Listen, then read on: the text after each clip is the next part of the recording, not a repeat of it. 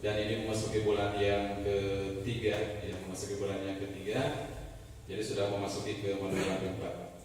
Salawat serta salam semoga selamanya tercurah kepada Nabi besar Muhammad SAW, kepada keluarganya dan kita sebagai umatnya, semoga mendapat syafaat dari beliau. Amin ya rabbal alamin. Bapak dan Ibu yang saya hormati, sebelum kita melanjutkan ke materi diseminasi hari ini, alangkah lebih baiknya agar apa yang kita lakukan mendapat berkah dari Allah Subhanahu wa taala, kita menundukkan kepala sejenak, berdoa sesuai agama masing-masing. Tapi saya yakin di sini kita sama ya, agama Islam. Kurang lebih 1 sampai 2 menit kita menundukkan kepala sejenak untuk berdoa. Berdoa mulai.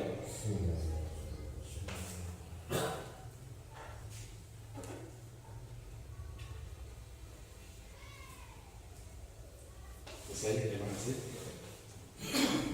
Bapak dan Ibu yang saya hormati, pada kesempatan ini dalam diseminasi ini mengambil judul yaitu budaya positif. Kenapa harus ada budaya positif? Karena kita terutama hari ini tentunya kedudukan kita sebagai guru ya, sebagai pendidik, tentunya ini wajib kita laksanakan untuk menciptakan siswa atau murid yang nantinya akan memiliki budaya positif tersebut. Dari mana itu dimulai? Ketika kita bicara budaya positif, tentunya kita mulai dari disiplin positif terlebih dahulu. Terlebih dahulu kita harus melaksanakan disiplin. Setelah disiplin itu kita laksanakan setiap hari secara berjenjang, secara terus-menerus, maka itu akan berubah menjadi sebuah budaya ya. Karena yang namanya budaya itu berarti dilakukan berulang-ulang dan secara terus-menerus, itu akan menjadi budaya, menjadi tradisi, dan diharapkan setelah kegiatan ini, diseminasi ini, kita mampu menerapkan itu kepada anak didik kita, dan harapan kedepannya anak didik kita pun mampu menerapkan budaya positif ini bukan hanya di sekolah, tetapi di lingkungan mereka, tempat mereka berada. Bapak dan Ibu yang saya hormati, pada kegiatan diseminasi hari ini agendanya yang pertama pembukaan dan perkenalan, kemudian kompetensi lulusan, capaian umum dan capaian khusus. Ada nanti diskusi pemantik, tanya jawab dan eksplorasi konsep. Kemudian ada refleksi ya di akhir. Untuk kompetensi lulusan, yaitu guru memahami pentingnya mengetahui kebutuhan belajar dan lingkungan yang memfasilitasi seluruh individu di sekolah agar dapat meningkatkan kompetensinya secara aman dan nyaman. Nah di sini kompetensi lulusannya tentunya harapannya setelah kita mengikuti kegiatan ini bahwa kita mampu menerapkannya di sekolah agar anak-anak itu di sekolah merasa aman dan nyaman. Mereka merasa betah di sekolah. Mereka terus-menerus ingin ke sekolah, ingin pergi ke sekolah karena mereka beranggapan bahwa sekolah itu adalah tempat yang paling nyaman bagi mereka. Selanjutnya, guru mampu menggerakkan komunitas sekolah untuk bersama-sama mengembangkan dan mewujudkan budaya positif yang berlandaskan nilai-nilai kebajikan universal. Nah, di sini ini adalah prakteknya tentunya. Setelah kita mengikuti kegiatan ini, praktek yang diharapkan adalah kita mampu menggerakkan komunitas sekolah. Artinya, kita mampu menggerakkan semua yang ada di lingkungan sekolah, baik itu guru ataupun siswa, ataupun kaitannya tentunya dengan orang tua sebagai wali murid siswa. Nah, ini berlandaskan nilai-nilai kebajikan, artinya berlandaskan norma-norma yang bisa diterima, norma-norma yang baik, ya, yang berlaku secara umum. Kebajikan universal artinya norma-norma yang bisa diterima dan berlaku secara umum baik di sekolah maupun di lingkungan masyarakat. Nah, kaitan dengan ini mampu menggerakkan komunitas. Tentunya ini ada kaitannya dengan peran kita sebagai guru, ya, peran kita sebagai guru, sebagaimana kita ketahui, sudah sering kita baca, sudah sering kita lihat, mungkin di platform-platform atau di banner-banner tertentu, mungkin kita melihat bahwa peran guru itu sesuai dengan filosofi Ki Hajar Dewantara itu ada 3, yaitu yang pertama, mungkin ada yang ingat bahwa guru itu harus yang pertama ingar sosok tulodo. Artinya apa? Ingar sosok tulodo. Ingar sosok tulodo artinya memberikan Memberikan teladan. teladan, memberikan teladan, ya, memberikan teladan yang baik, memberikan contoh yang baik, ya, memberikan contoh yang baik. Nah, dalam hal ini tentunya sebelum kita berharap anak bisa berbudaya positif, yang terlebih dahulu harus kita lakukan adalah kita terlebih dahulu memberikan contoh. Karena tidak bisa kita berubah orang lain, yang bisa kita lakukan adalah merubah diri kita sendiri. Dan untuk merubah orang lain, mengharapkan anak berubah, tentunya yang pertama yang harus kita lakukan adalah berikan contoh. Berikan contoh setiap saat kepada anak. Ingarso somtulono. Kalau secara harfiah mungkin diartikan bahwa di depan itu harus memberikan teladan, memberikan contoh. Nah, di sini di depan memberikan contoh artinya tadi bahwa kita sebagai guru itu harus memberikan contoh yang baik. Berbudaya positif kepada anak kita terlebih dahulu.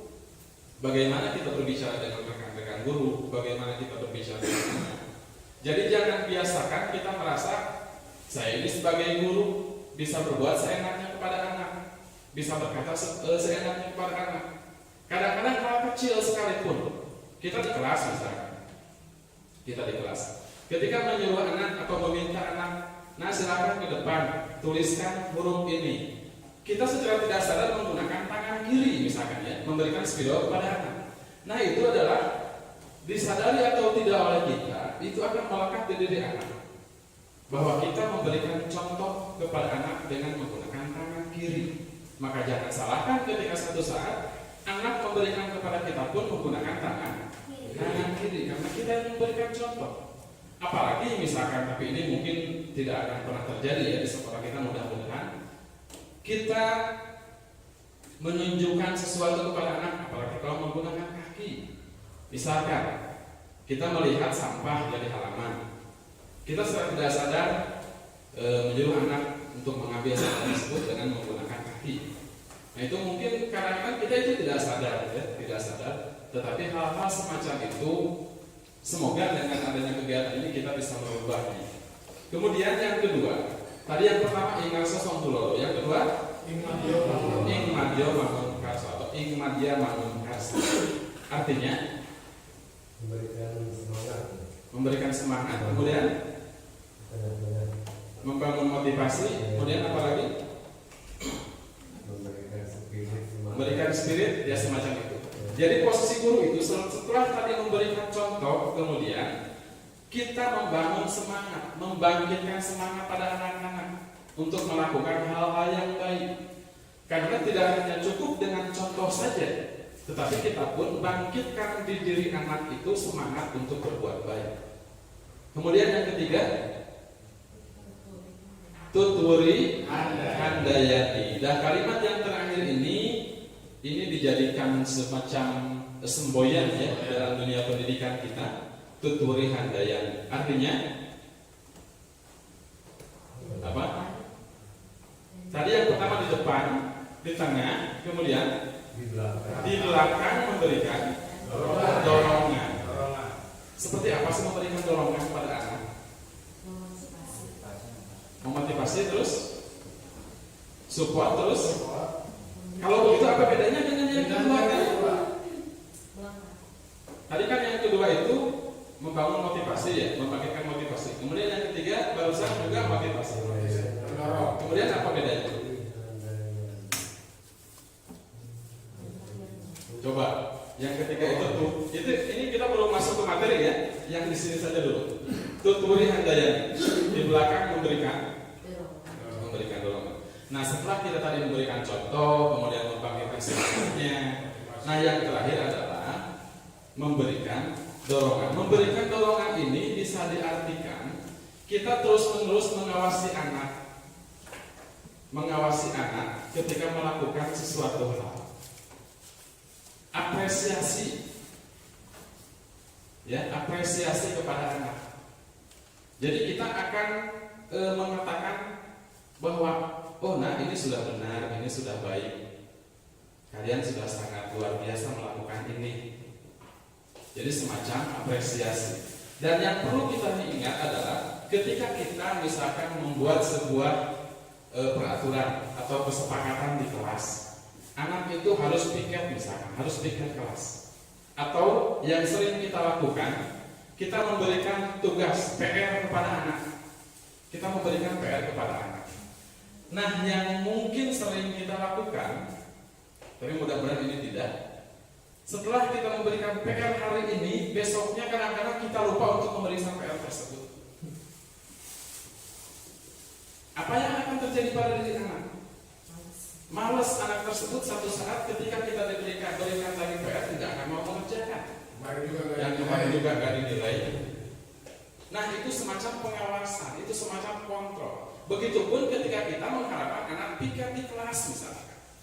Jadi, agar anak itu piket di kelas dengan terus-menerus dan berkesinambungan, semua melaksanakan tanggung jawabnya, maka yang harus kita lakukan adalah berikan sedikit waktu kita untuk mengawasinya. Jadi usahakan ketika anak itu sisihkan sedikit waktu kita untuk melihat anak mengerjakan itu. Jadi mereka akan merasa bahwa apa yang mereka lakukan itu dihargai. Jadi jangan sampai, nah silakan piket bersihkan kelas, kitanya kemana gitu. Jadi anak-anak tersebut, yang namanya anak, tentu saja motivasinya belum akan terlalu muncul intrinsipnya, apalagi kalau kita belum membangkitkannya. Jadi anak itu akan bekerja ketika mereka mendapat apresiasi, ketika mereka mendapat pengawasan. Mungkin 1-2 kali mereka piket melaksanakan. Nah, seperti tadi, ketika mereka melaksanakan piket, bapak gurunya tidak ada, bapak gurunya tidak melihat, maka anak akan malas untuk mengerjakan lagi. Jadi di sini artinya kita akan memberikan pengawasan. Nah, mungkin seperti itu untuk pengertian dari yang ketiga tadi, trilogi pendidikan tadi, Ingar Sosok Tugodo, Ikmat Jaman Mengkarso, dan Tuturi Handayani. Nah, selanjutnya capaiannya mungkin ini sama, tetapi hal yang paling penting di sini adalah bahwa kita akan membangun budaya positif itu di lingkungan sekolah, dan tentunya yang diharapkan adalah sekolah yang berpihak pada murid ya. Sekolah itu harus berpihak pada murid. Bahkan Ki Hajar Dewantara pernah mengatakan bahwa guru itu harus menghamba pada murid. Menghamba, ada kata-kata menghamba. Kadang-kadang kita salah persepsi ya ketika menghamba, seolah-olah kita itu takut, seolah-olah kita itu takut kepada murid, tapi bukan seperti itu. Menghamba artinya kita itu menyerahkan seluruh jiwa raga kita itu untuk kemajuan anak. Jadi yang ada di pikiran kita itu adalah siswa, dan siswa. Guru itu seperti itu harusnya. Dan itu mungkin belum bisa kita lakukan ya, belum bisa kita lakukan. Tetapi bukan hal yang mustahil untuk dilakukan ketika kita mau berusaha untuk melakukan itu. Kemudian yang selanjutnya, ini kesepakatannya ya, ikut aktif dalam berdiskusi, menghormati setiap peserta, angkat tangan sebelum berbicara, tidak melakukan ruangan, ini sudah pasti ya. Nah, selanjutnya sebelum memasuki materi, kita sudah beberapa menit tapi belum ke materi ya, belum ke materi. Nah, sebelum ke materi, kita ini jam-jam rawan sebetulnya ya. Ketika anak-anak pun jam segini biasanya Pak pulang. Nah, ini malah saya di sini berharap Bapak Ibu masih bisa konsentrasi ya di saat jam-jam rawan seperti ini. Bapak dan Ibu yang saya hormati, pada pertemuan kali ini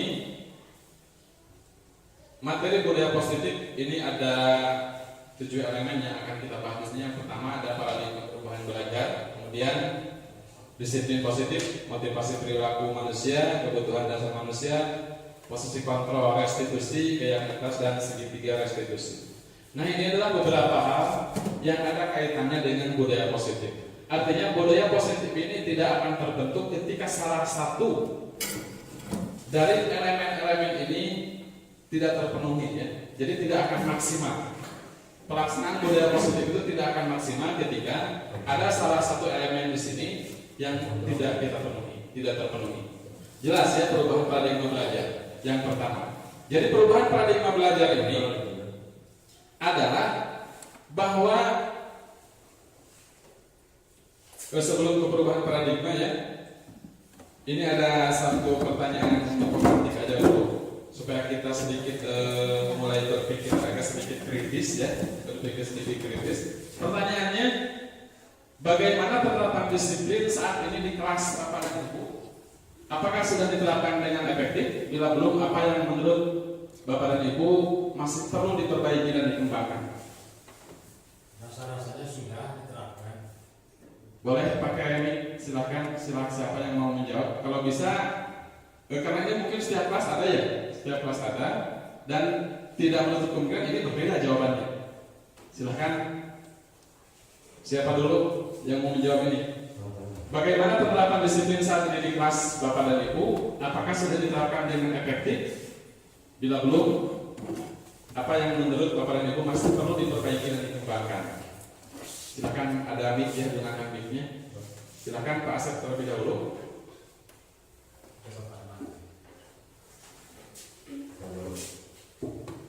Assalamualaikum warahmatullahi wabarakatuh. Waalaikumsalam warahmatullahi wabarakatuh. Mohon maaf, saya akan menjawab dari pertanyaan pemantik, di mana di sana tertera apakah sudah diterapkan atau belum. Mungkin ada berbeda dengan beberapa yang lain. Kalau saya belum, Pak, kenapa?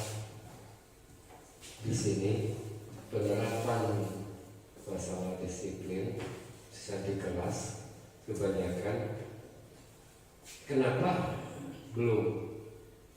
Kebanyakan ini untuk pribadi ya, untuk pribadi. Karena ketika masuk ke dalam kelas kita atau masuk kelas itu kebanyakan banyak yang tidak tepat.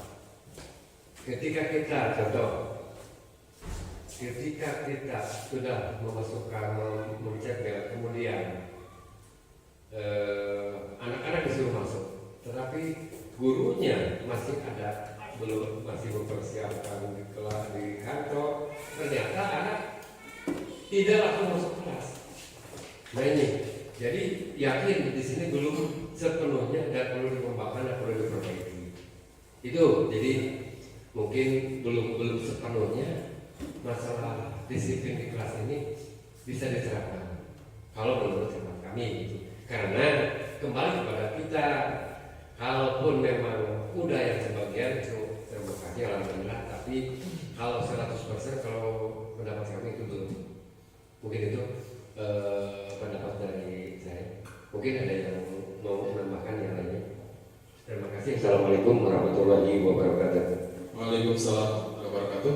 Terima kasih pada Pak Asep ya, guru kelas 6 yang sudah memberikan tanggapannya di pertanyaan pemantik ini. Ya, yang pasti sebetulnya kita pasti sudah menerapkan, tetapi masalahnya efektif atau belum. Kemudian konsisten atau belum kitanya. Karena tadi yang paling penting itu adalah memberikan contohnya terlebih dahulu. Mangga kelas yang lain, kalau ada yang mau menambahkan, guru kelas yang lain secara lebih spesifik aja. Misalkan di kelas saya apakah sudah diterapkan atau belum? Mungkin yang lain ada yang mau menambahkan? Boleh? Assalamualaikum warahmatullahi wabarakatuh. Saya mau menambahkan ya, tapi prinsipnya sama dengan Pak Asep tadi yang diutarakan dengan Pak Asep tadi sama. Cuman mungkin beda anak, beda kelas, ya kan? Beda level kelas bawah dengan kelas atas, ya kan? Kalau kelas bawah pasti menurut udah diterapkan seefektif mungkin, cuman ya itulah. Jadi namanya juga anak di bawah, kelas bawah gitu kan, nggak seperti anak yang kelas atas. Cuman begitu aja tambahan dari saya. Assalamualaikum warahmatullahi wabarakatuh. Waalaikumsalam warahmatullahi wabarakatuh. Terima kasih. Ya, ini bervariasi ya. Pasti hal yang pasti ketika beda kelas, beda jenjang ya, mungkin beda usia, maka perbedaan itu pasti akan ada. Tetapi intinya di sini, saya yakin disiplin itu sudah diterapkan, tetapi tadi efektif atau belumnya. Kemudian yang selanjutnya kembali ke makna disiplin itu sendiri, ya. Apa sebenarnya yang disebut dengan disiplin?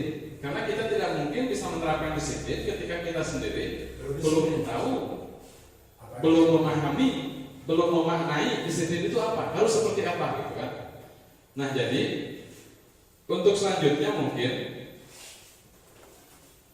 disiplin itu sendiri ya, disiplin itu sendiri adalah suatu proses ya, suatu proses yang tidak mungkin serta-merta bisa kita laksanakan. Karena tadi banyak hal yang harus kita persiapkan, banyak hal yang harus kita pahami. Ya selain kita menerapkan disiplin pada anak, yang terlebih dahulu adalah disiplinkan diri kita. Semacam itu. Nah, mengacu kepada materi hari ini, yang pertama adalah paradigma perubahan belajar. Nah, paradigma perubahan belajar ini adalah suatu metode, suatu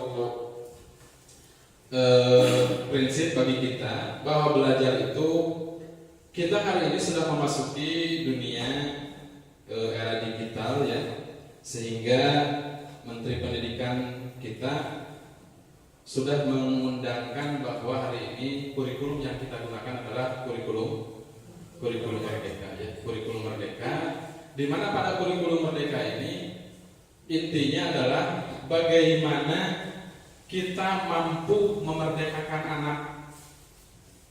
Mampu memerdekakan anak. Merdeka itu apa? Merdeka itu kebebasan. Terus apa lagi? Makna merdeka? Bebas, kebebasan, terus apa lagi? Mampu mengeluarkan pendapat. Mampu mengeluarkan pendapat, apa lagi? Tidak merasa tertekan, apa lagi? Merdeka. Lepas dari belenggu. Lepas dari belenggu. Betul sekali ya.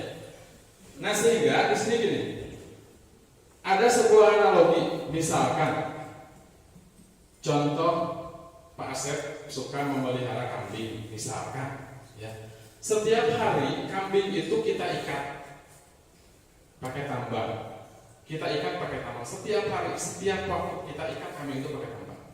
Nah, satu ketika kita lepaskan ikatannya, maka kambing tersebut tidak akan serta-merta lari begitu saja. Karena apa? Karena sudah terbiasa diikat. Dia terbiasa diikat. Dia akan merasa bahwa hari ini pun saya sedang diikat, padahal ikatannya sudah dilepas. Karena terbiasa itu tadi, kebiasaan. Nah, di sini di dalam kurikulum merdeka ini kita berusaha untuk merubah paradigma itu. Yang tadinya seolah-olah anak itu kita ikat, anak itu kita minta untuk menuruti kemauan kita. Hari ini kita akan merubah itu, bahwa hari ini justru sebaliknya, kita yang akan mengikuti kemauan anak. Dalam hal apa? Apakah ketika anak tidak mau belajar kita pun harus merasakan keinginan anak? Ya tidak, bukan seperti itu. Artinya apa yang kita sampaikan ke anak, apa pelajaran yang kita sampaikan ke anak, apa pemahaman yang kita sampaikan ke anak, sesuaikan dengan usia mereka, sesuaikan dengan kemampuan mereka. Karena yang harus kita ingat, anak itu terdiri dari berbagai latar belakang. Mungkin saja di rumahnya ada yang kesiapan belajar yang mantap, maksimal. Ada yang di rumahnya tidak punya kesempatan untuk membuka buku. Ada yang di rumahnya memang setiap harinya itu disibukkan dengan pekerjaan-pekerjaan yang seharusnya tidak mereka kerjakan. Nah, jadi itu kita harus sampai di situ. Jadi kita tidak mungkin memaksa anak untuk mengikuti apa yang kita inginkan. Tetapi kita usahakan bahwa pelajaran yang kita sampaikan itu disesuaikan dengan kesiapan anak. Jadi kita yang masuk ke dunia anak. Seperti tadi di awal, kita itu menghamba pada anak. Pelajaran itu berpusat pada murid. Jadi tujuan dari semua apa yang kita lakukan itu adalah semuanya harus berpusat pada murid. Seperti tadi, orientasi pikiran kita adalah murid dan murid. Bagaimana caranya kita mengarahkan murid itu untuk mencapai keselamatan, untuk mencapai kebahagiaan. Karena pada akhirnya yang kita harapkan itu adalah murid itu ketika satu saat dia dewasa, maka mereka akan berbahagia, maka mereka akan selamat, baik itu di lingkungannya secara duniawi maupun ukhrawi, ya. Ketika nanti di alam yang selanjutnya, itu yang kita harapkan. Dan mereka tidak akan bahagia dan selamat tanpa kita bekali dasarnya dari hari ini. Jadi semacam itu. Kemudian yang selanjutnya, pendidikan yang reflektif, gemar belajar, berbagi, dan berkolaborasi. Reflektif artinya kita suka merefleksi diri ya, merefleksi diri. Yang tadinya biasanya refleksi itu hanya kita lakukan ketika ada observasi, ya. Persiapan itu kita lakukan ketika ada observasi saja, seperti pembicaraan kita tadi di kantor ya.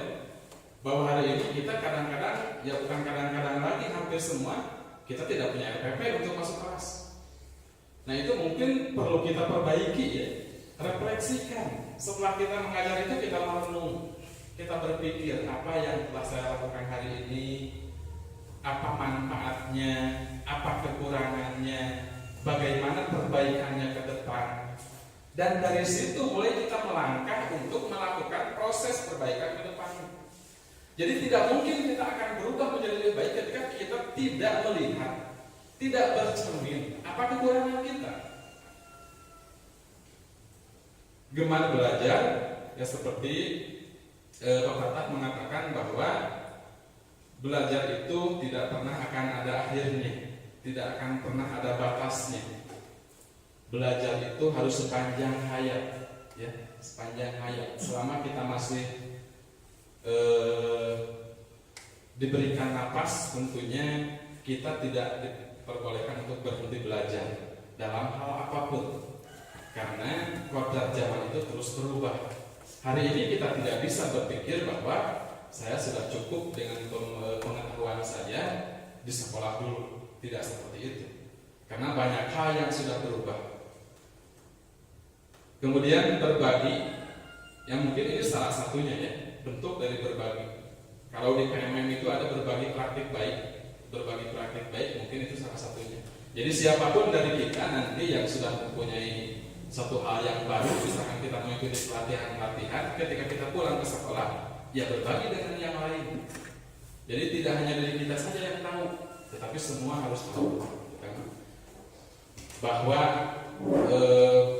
maju sendiri itu adalah hal yang biasa saja, tetapi maju bersama-sama adalah hal yang sangat luar biasa. Kemudian berkolaborasi. Jadi hari ini guru dituntut untuk mampu berkolaborasi. Berkolaborasi itu apa sih? Berkolaborasi itu kira-kira apa? Berkolaborasi, saling berhubungan. saling berhubungan. Kemudian apa lagi? Mengkombinasikan. Itu apa lagi? Kolaborasi. Ini kalimat kata-kata yang sering kita dengar ya. Bahkan kita sering mengatakan ini. Tapi coba, apa sih maknanya kolaborasi itu? Menggabungkan.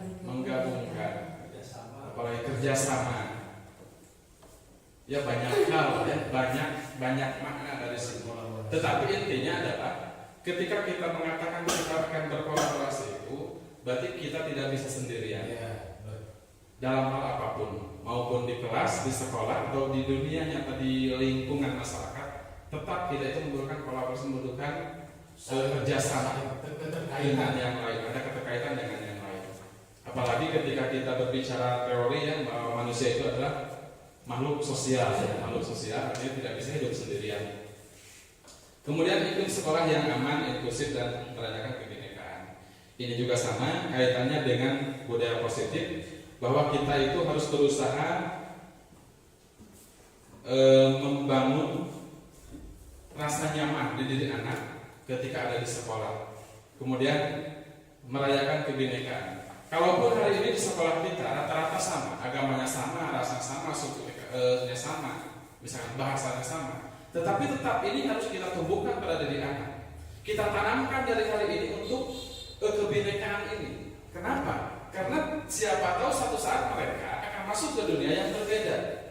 Bisa saja suatu saat mereka akan tinggal di satu lingkungan yang di sana terdiri dari berbagai macam ras, berbagai macam agama, berbagai macam bahasa. Bisa saja seperti itu. Itu tidak menutup kemungkinan. Apalagi kalau misalkan si anak didik kita hari ini suatu saat mereka menjadi atlet, mereka menjadi tentara atau apapun itu, sudah hal yang pasti bahwa mereka akan berhubungan dengan banyak orang, berkebinekaan. Nah di sini kita tanamkan dari mulai hari ini. Jadi itu paradigma perubahan belajar yang diharapkan ya, untuk menumbuhkan budaya positif. Nah, kemudian selanjutnya adalah disiplin positif. Jadi hal kedua yang harus ditanamkan pada anak itu adalah disiplin. Nah, tadi ketika ada pertanyaan apakah sudah menerapkan disiplin? Jawabannya bermacam-macam, ada yang sudah, ada yang belum. Tetapi intinya sudah dilaksanakan tetapi belum efektif, ya belum efektif. Nah, makna disiplin itu sendiri apa? Nah, di sini dijelaskan bahwa disiplin itu adalah belajar kontrol diri, ya, belajar kontrol diri dengan menggali potensi diri kita sendiri agar tercapai tujuan mulia, yaitu menjadi seorang yang diri kita inginkan berdasarkan nilai-nilai yang diri kita hargai. Jadi disiplin ini artinya kita menanamkan pada anak rasa tanggung jawab, kontrol diri. Jadi ketika kita anak melakukan sesuatu itu bukan karena hal yang lain, tetapi karena ada dorongan dari dalam dirinya sendiri untuk melakukan itu. Anak itu tahu bahwa yang dilakukan itu adalah benar. Anak itu tahu dan yakin bahwa yang dilakukan itu adalah nilai yang memang harus mereka lakukan sesuai dengan nilai-nilai kebajikan atau norma-norma yang berlaku, yang dihargai, yang diakui di masyarakat. Kemudian bagaimana cara penerapannya di sekolah? Cara penerapan disiplin yang mengajarkan anak bertanggung jawab dan menumbuhkan kesadaran diri tadi. Jadi kita itu tanamkan pada diri anak, ya, upayakan kita membangun rasa, membangun tanggung jawab pada diri anak sesuai dengan nilai-nilai kebajikan. Nah, nilai kebajikan itu apa saja? Nanti akan kita bahas selanjutnya. Nilai kebajikan, nilai-nilai kebajikan itu adalah hal-hal yang suatu norma, ya, suatu norma yang memang harus dilakukan. Tetapi intinya bukan karena paksaan, tapi karena keyakinan mereka. Contoh, ya, contoh seperti ini. Ada aturan misalkan pengendara motor itu harus memakai helm, ya, harus memakai helm. Nah, di situ ada nilai kebajikan yang tertera di dalamnya, terselip di dalamnya. Kira-kira apa? Kenapa harus pakai helm? Takut ditilang. Nah, biasanya yang kita rasakan, yang kita lakukan adalah ketika kita pakai helm itu adalah karena takut polisi. Ya seperti itu ya, rata-rata. Saya juga seperti itu. Ketika kita tahu oh di sini tidak akan ada polisi, ya kita tidak pakai helm. Artinya ketika kita melakukan itu, berpendapat seperti itu belum ada, belum tertanam nilai kebajikan dalam diri kita.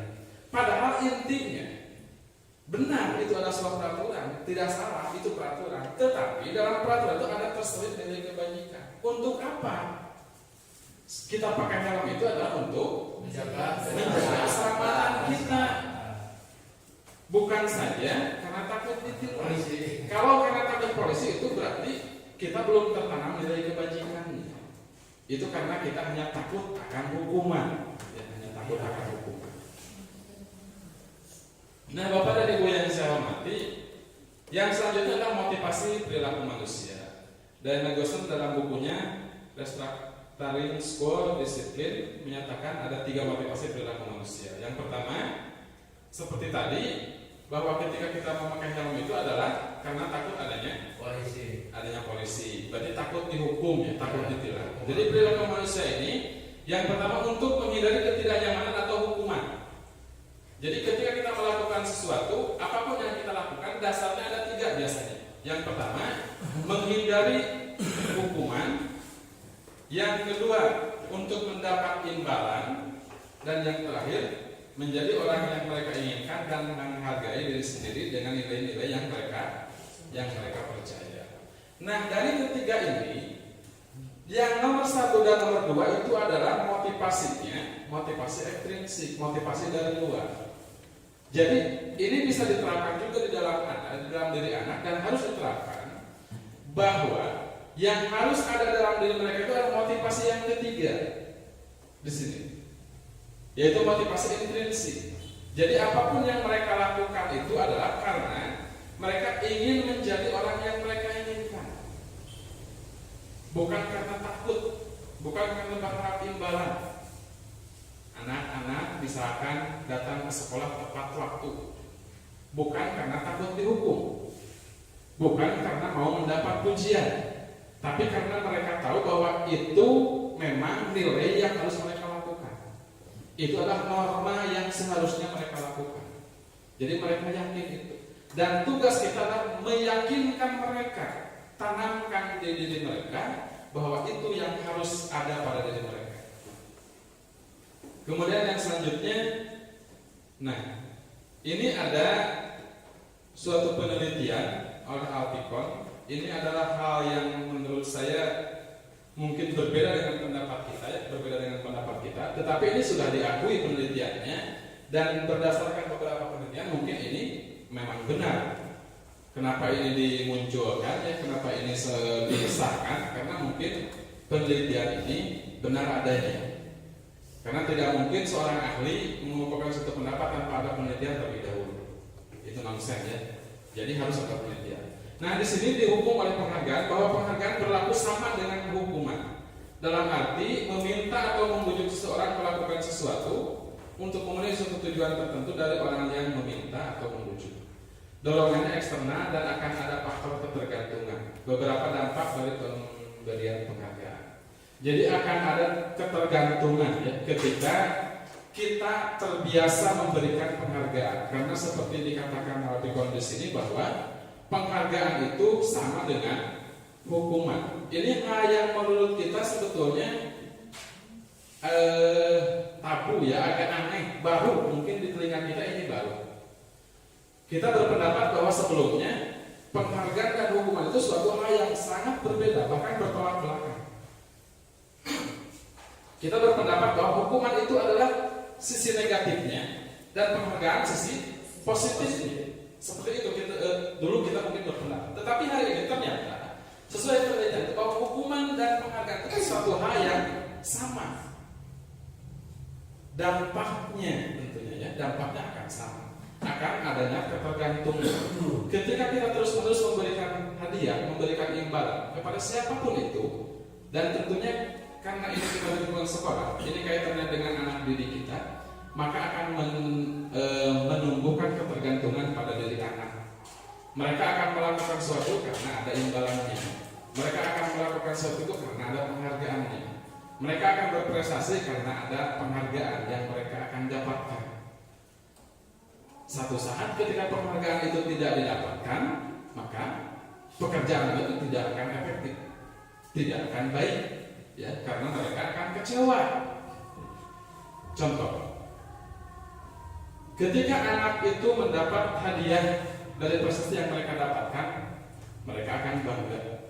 Mereka akan berpikir bahwa ini hasil kerja saya. Satu saat mereka melakukan hal yang sama, tetapi tidak kita beri penghargaan. Kira-kira anak akan seperti apa? Akan kecewa ya, akan kecewa. Karena harapannya adalah akan ada penghargaan lagi yang mereka dapatkan. Jadi akan menimbulkan ketergantungan, rasa kecewa pada diri anak.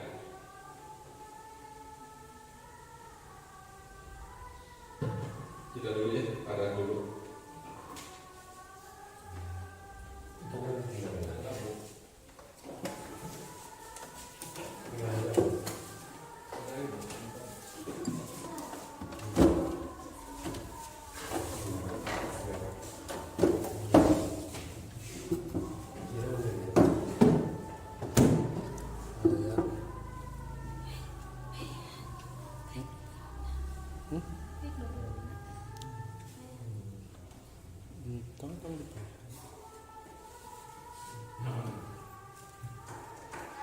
Itu di editan.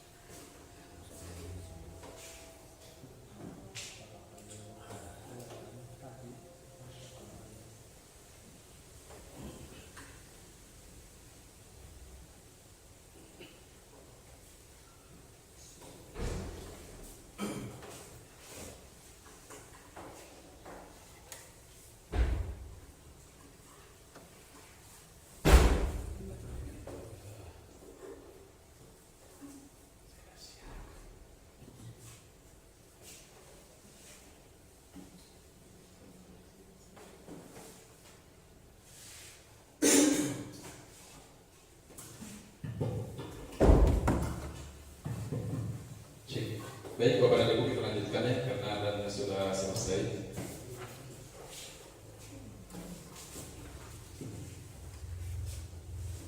Di sini kita tadi berbicara tentang bahwa hukuman itu berlaku sama dengan penghargaan ya. Ini dikatakan oleh dosen ya, oleh dosen.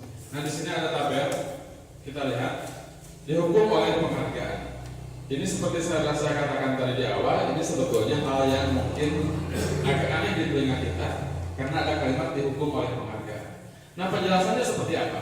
Ada beberapa hal yang mengacu pada kalimat ini, ya. Mengapa ini dikatakan dihukum penghargaan? Yang pertama, akan ada pengaruh ketika penghargaan itu terus-menerus kita berikan, maka akan ada pengaruh terhadap anak. Ini kita berbicara siswa ya, berbicara anak. Secara jangka pendek dan jangka panjang. Jadi ada banyak hal yang nanti.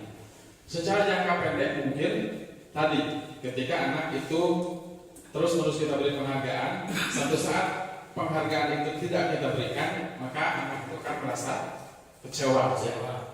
Kemudian jangka panjangnya, anak akan terbiasa memperoleh imbalan, memperoleh reward dari apa yang mereka lakukan.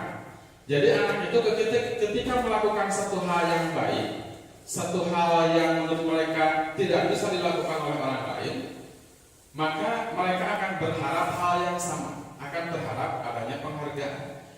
Yang ditakutkan untuk jangka panjangnya ini akan melekat di diri anak. Satu saat misalkan anak tersebut menjadi seseorang yang mungkin posisinya lumayan tinggi, misalkan di masyarakat atau di perusahaan. Kita ambil contoh di masyarakat saja. Ketika anak itu menjadi kepala desa misalkan, menjadi kepala desa. Nah karena sudah terbiasa tadinya melakukan mendapat penghargaan dari apa yang mereka lakukan itu hal yang baik itu, maka ketika anak itu mempunyai kedudukan misalkan jadi kepala desa, setelah mereka merasa saya berhasil jadi kepala desa, saya sudah melakukan hal yang baik, tetapi penghargaan itu tidak didapat. Nah yang ditakutkan, anak tersebut akan mencari itu dengan hal yang tidak baik. Dengan hal yang tidak baik.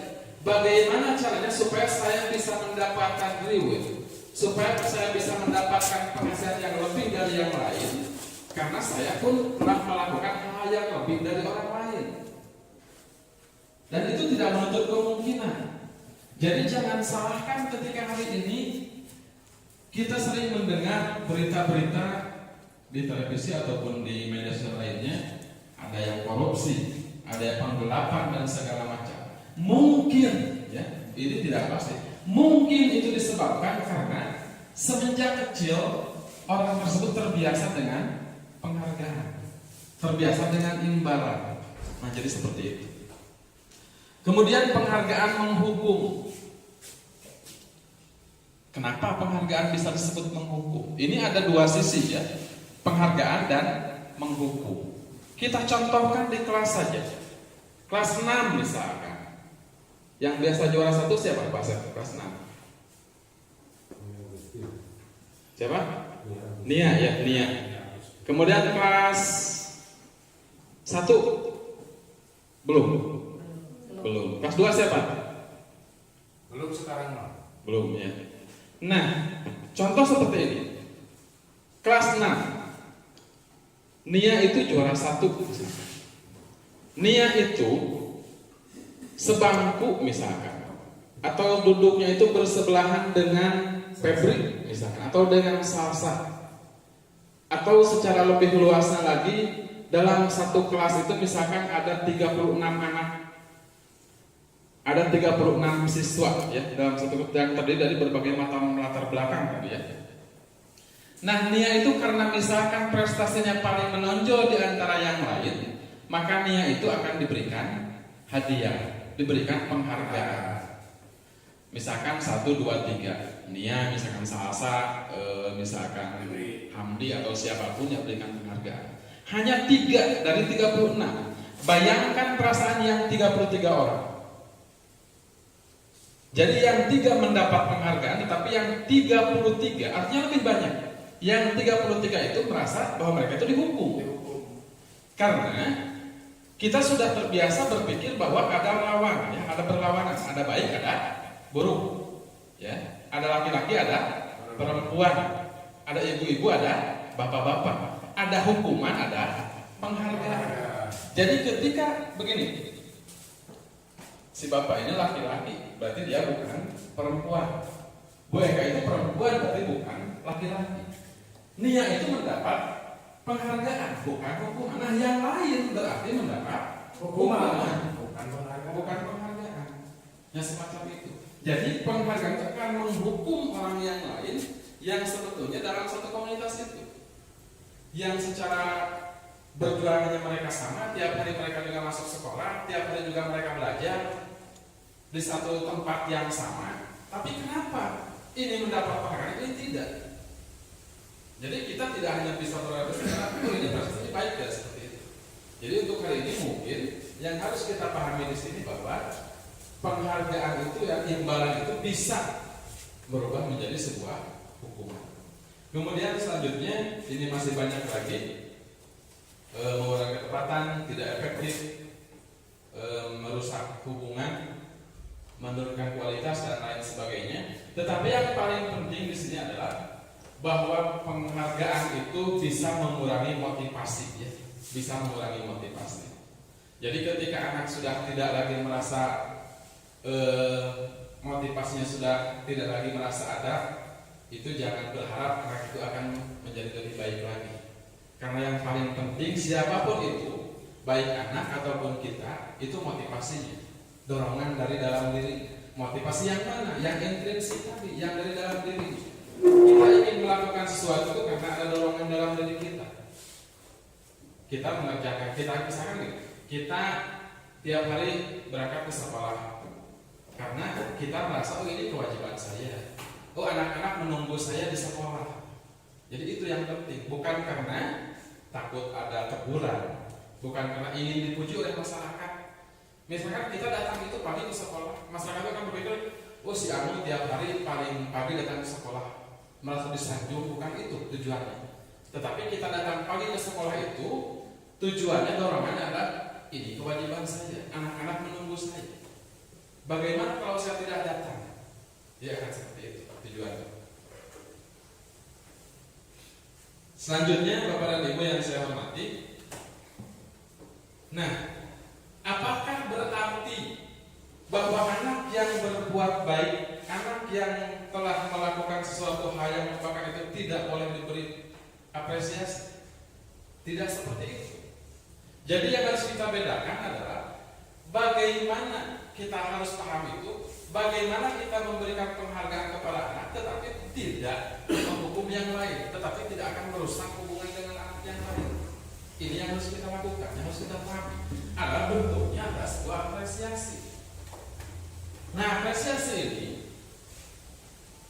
ini bisa dilakukan secara khusus, kemudian secara pribadi. Ini berikan kepada semua murid, ini berikan secara konsisten, dan ini kita lakukan pada prosesnya, bukan hasilnya. Karena yang namanya hasil itu bukan kita yang menentukan. Manusia itu wajibnya berusaha, tidak wajib berhasil. Nah, berusaha itu adalah prosesnya. Jadi tadi anak itu sebetulnya sudah berusaha semaksimal mungkin. sudah menghafal habis-habisan, belajar habis-habisan, tiap hari masuk ke sekolah. Tetapi pada kenyataannya ketika akhir semester nilainya tidak sebagus si A misalkan. Siapa yang salah? Nah ini tidak, sebetulnya anak itu tidak salah karena mereka sudah belajar maksimal, sudah melakukan hal apapun yang menurut mereka itu yang terbaik, itu mereka lakukan. Tetapi pada akhirnya hasilnya tidak seperti yang dia inginkan. Ketika kita tidak memberikan hadiah, berarti seolah kita menghukum. Padahal anak itu sudah berusaha maksimal. Nah, jadi di sini yang harus kita lihat adalah prosesnya. Lihat prosesnya, anak itu sudah berusaha. Nah, kita berikan apresiasi di sini.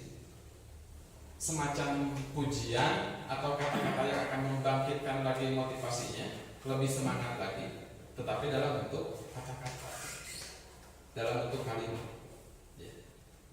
Untuk mengapresiasi prosesnya tadi, bukan hasilnya. Karena bisa saja anak yang sekolahnya seminggu sekali, tapi ketika nilai ujiannya paling bagus, itu bisa terjadi. Apalagi kalau soalnya misalkan pilihan ganda ya, kalau pilihan ganda.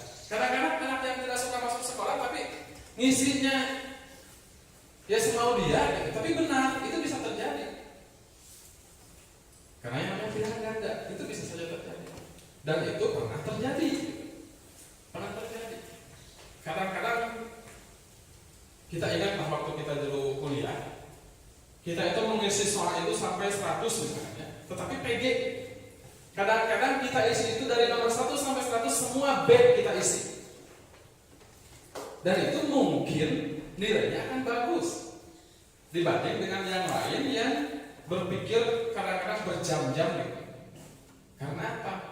Karena pilihan ganda itu tidak, makanya soal itu kurang efektif ya, kurang efektif. Karena bisa yang asal-asalan tapi benar, asalkan tapi benar. Nah jadi ini prosesnya yang harus kita nilai pada anak itu, yang harus kita beri apresiasi itu, bukan hasilnya. Kemudian selanjutnya Bapak dan Ibu, nah seperti ini, kalimat-kalimat yang bisa kita katakan kepada anak dalam memberikan pengakuan ya, apresiasi. Misalkan gini, kita itu melihat misalkan murid kita ya, murid kita itu berkomunikasi dengan siswa baru. Misalkan di kelas itu ada siswa baru ya, ada siswa baru. Misalkan gini, ada siswa baru yang bahasanya mungkin dia tidak bisa bahasa Sunda, mungkin juga cara pergaulannya dia belum terbiasa dengan pergaulan kita.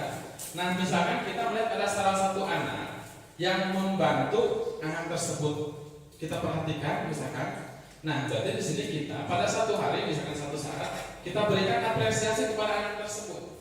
Misalkan begini kalimatnya. Kemarin saya perhatikan rasa empatimu besar sekali pada saat menolong murid baru di kelas kita. Jadi anak itu akan merasa bahwa apa yang mereka lakukan itu dihargai, dan itu jauh akan lebih bernilai bagi anak daripada gini. Kamu kemarin mau nolong si anu ya? Iya. Nih hadiah.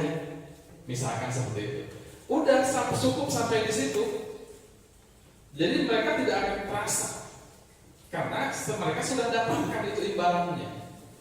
Tapi ketika kita lakukan dengan kalimat yang menyentuh hatinya, yang merasa, saya itu merasa bangga, anak itu akan merasa bangga.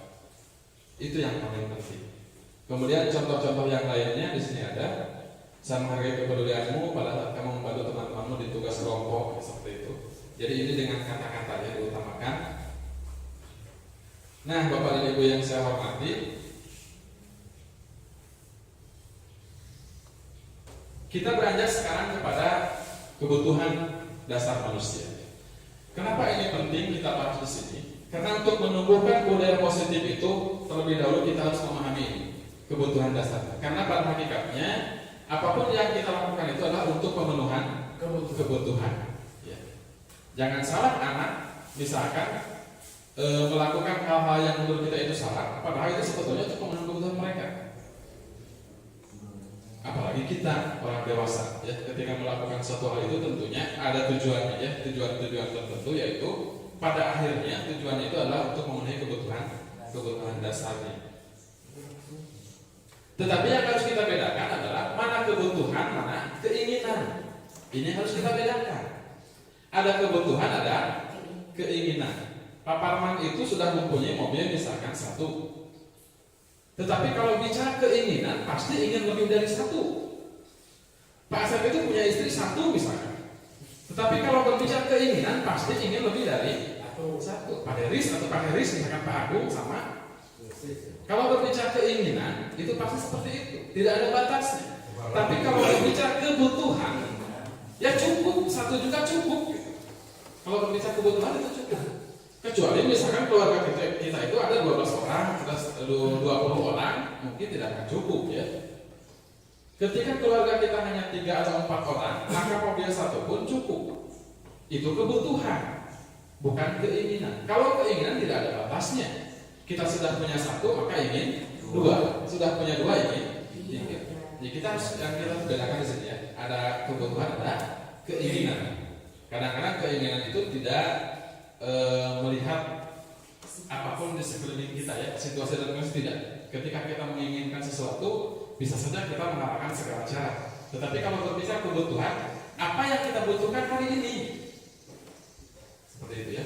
Nah, dari kebutuhan dasar manusia itu ada 5 ya, ada 5. Yang pertama kebutuhan bertahan hidup, kemudian kebutuhan akan kasih sayang, kebebasan, kesenangan dan penguasaan ya, penguasaan. Nah, jelas di sini bahwa setiap manusia itu akan membutuhkan ini.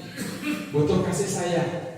Setiap orang membutuhkan kasih sayang. Jangankan sesama manusia, sesama Tuhan saja kita mengharapkan kasih sayang. Bismillahirrahmanirrahim. Yang Maha Pengasih dan Maha Penyayang. Berarti kita mengharapkan itu. Dari Sang Pencipta saja kita mengharapkan kasih dan sayang. Ini juga sama berlaku untuk manusia. Kemudian kebebasan. Seperti tadi, merdeka tadi. Kita butuh merdeka, kita butuh bebas ya. Bukan ingin, tapi butuh ya. Kita butuh merdeka, butuh bebas, butuh kebebasan. Kita tidak terbelenggu dengan aturan-aturan. Kita terbelenggu dengan hal-hal yang menurut kita itu sebetulnya akan mengendalikan, menghalangi kita. Kita butuh kebebasan itu, tetapi tentunya kebebasan yang tidak ada batasan ya.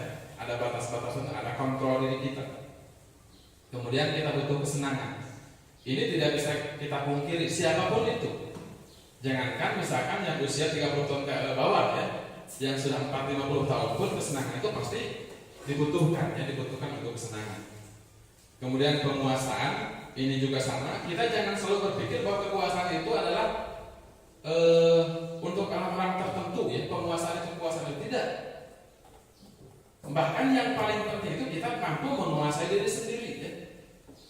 Ataupun kita ikhlas misalkan anak-anak itu ingin atau mereka itu seperti ingin menjadi penguasa gitu di kelas. Itu tidak bisa kita serta-merta salahkan ya, karena itu adalah kebutuhan mereka sebetulnya. Tetapi yang paling penting bagaimana kita mengarahkannya untuk pemenuhan kebutuhan kekuasaan itu harus seperti apa. Dan kesemuanya itu adalah hal-hal yang kita akan lakukan untuk bertahan hidup ya, tidak innalillahi nantinya. Bapak dan Ibu yang saya hormati, ini ada beberapa perilaku siswa. Perilaku siswa yang pertama itu memukul teman yang menghinanya. Jadi tiba-tiba anak itu berkelahi atau memukul teman, maka kebutuhan yang mungkin berusaha dipenuhi itu adalah penguasaan, ya, penguasaan atau kekuasaan. Pertanyaan para siswa, apakah ada cara untuk memenuhi kebutuhan kekuasaan tanpa melakukan kekerasan? Nah, jadi seperti tadi kita tanya, ketika anak memukul rekannya, temannya, kita tanya pada anak. Ketika mereka ingin berkuasa, kita tanya, apakah ada cara lain yang lebih baik selain memukul? Seperti itu ya. Itu mungkin nanti kita akan kaitkan dengan posisi kontrol kita ya, pos kontrol guru. Kemudian perilaku yang lainnya menyebarkan gosip tentang teman sekelas. Gosip ya. Biasanya ini adalah kebiasaan semua orang mungkin ya. Ketika lebih dari 1 orang berkumpul, 2-3 orang, awal-awalnya mungkin berbicara yang bermutu ya, berbicara yang hal-hal yang memang diperlukan. Tetapi lama-kelamaan gosip itu akan muncul. Ini akan seperti itu. Nah, misalkan temannya itu menggosipkan di kelas itu menggosipkan teman yang lain, maka kebutuhan yang mungkin mereka berusaha penuhi itu adalah cinta dan kasih sayang. Jadi mereka berharap bahwa ketika mereka menjelekan orang lain, maka orang lain akan, teman-teman yang lain akan menyayangi mereka, akan beranggapan bahwa oh sih ternyata baik, betul kasih sayang. Nah, kemudian perilaku selanjutnya ini kebebasan mengganggu di kelas, kemudian menjatuhkan teman saat teman sedang berjalan di lorong sekolah, rasa kesenangan. Kadang-kadang anak-anak itu untuk mencari kesenangan itu berlebihan ya, berlebihan, bercanda itu berlebihan, tetapi bisa saja itu akan mencelakakan orang lain. Padahal tujuannya hanya untuk bersenang-senang misalkan. Contoh misalkan gini, anak-anak memainkan misalkan makanan, memainkan minuman, memainkan misalkan membawa mainan. Ya dia lempar-lempar, misalkan lempar kena kemari, tadinya kan untuk tujuannya untuk hanya kesenangan saja. Tetapi bisa saja ketika kita melempar itu kena kepada orang lain yang membuat celaka, itu seperti itu. Nah, jadi di sini pun kita harus mengontrol mereka, bertanya kepada mereka, apakah ada cara lain misalkan yang lebih baik untuk mencari kesenangan tanpa akan ada pihak yang dirugikan. Seperti itu. Kemudian selanjutnya Bapak dan Ibu, ini kita sudah di awal sudah kaitkan bahwa posisi kita itu adalah untuk mengontrol ya, untuk mengontrol, dan posisi kontrol guru itu ada 5. Posisi kontrol yang paling bawah itu yaitu penghukum, kemudian pembuat rasa bersalah, pemantau, teman, dan manajer. Jadi kadang-kadang kita itu berpikir bahwa guru itu memang tugasnya untuk menghukum anak, menghukum kesalahannya. Padahal ini adalah kontrol yang gagal, yang salah sebetulnya. Ini kadang-kadang kita berpikir begini. Dulu waktu kita sekolah, kita itu sering dihukum dan itu kita terapkan hari ini. Pertanyaannya, kenapa dulu menghukum itu diperbolehkan? Bahkan kenapa siswa-siswa zaman dulu yang sering dihukum mungkin berhasil?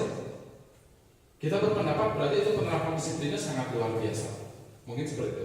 Kadang-kadang gini, dulu kita di sekolah itu ketika melakukan kesalahan kita dimarahi oleh guru. Kita pulang ke rumah, kita mengadu kepada orang tua, apa yang terjadi? Apa yang terjadi? Kita itu dimarahi di sekolah atau dihukum oleh guru, kemudian kita pulang, kita mengadu ke orang tua. Malah orang tua pun memarahi kita. Itu dulu. Hari ini bagaimana? Ketika kita memarahi anak, apalagi sudah berupa fisik ya, berupa fisik, maka jangan salah, besoknya akan ada yang datang ke sekolah. Ya mungkin biasa ketika orang hanya orang tuanya, tetapi apa? Kemungkinan terburuk pun bisa saja terjadi. Yang datang itu bukan hanya orang tua. Mungkin mereka mengundang pihak berwajib, mungkin ada pihak-pihak ketiga yang ikut nimbrung. Itu hari ini. Jadi intinya kita tidak bisa menerapkan apa yang diterapkan guru kita dulu dengan hari ini. Tidak bisa. Karena pendidikan itu terus berkembang, seperti tata surya yang terus berjalan. Tata surya, bumi hari ini misalkan posisinya di sini, kemudian dalam hitungan detik, hitungan jam itu akan berputar terus-menerus, dan itu tidak akan berhenti. Kalau menurut ilmu tata surya itu tidak akan berhenti. Pendidikan pun seperti itu. Jadi dari waktu ke waktu itu terus bergeser, berjalan, dan kita sebagai guru harus bisa mengimbangi itu. Kita tidak bisa hanya diam di satu titik. Ya. Sedangkan pendidikan itu terus berjalan, kita hanya diam titik, itu tidak akan bisa. Kita akan tertinggal. Kita harus mengikuti itu, mengikuti zamannya. Karena dasarnya pendidikan itu adalah ada 2 kodrat yang harus terpenuhi, kodrat alam dan kodrat zaman. Itu yang harus kita ingat, kodrat alam dan kodrat zaman. Itu 2 hal yang tidak bisa terpisahkan. Jadi hari ini kita tidak bisa menerapkan apa yang diterapkan guru kita di masa lalu. Itu tidak bisa kita terapkan. Mungkin ada sebagian yang bisa, tetapi secara keseluruhan itu tidak bisa. Mungkin hanya sebagian kecil saja. Kemudian membuat rasa bersalah. Nah di sini kadang-kadang guru itu, ketika anak bersalah itu, guru itu semacam memeras ya, kepada anak. Kita tidak memarahi, tetapi kalimat kita itu membuat mereka itu merasa bersalah.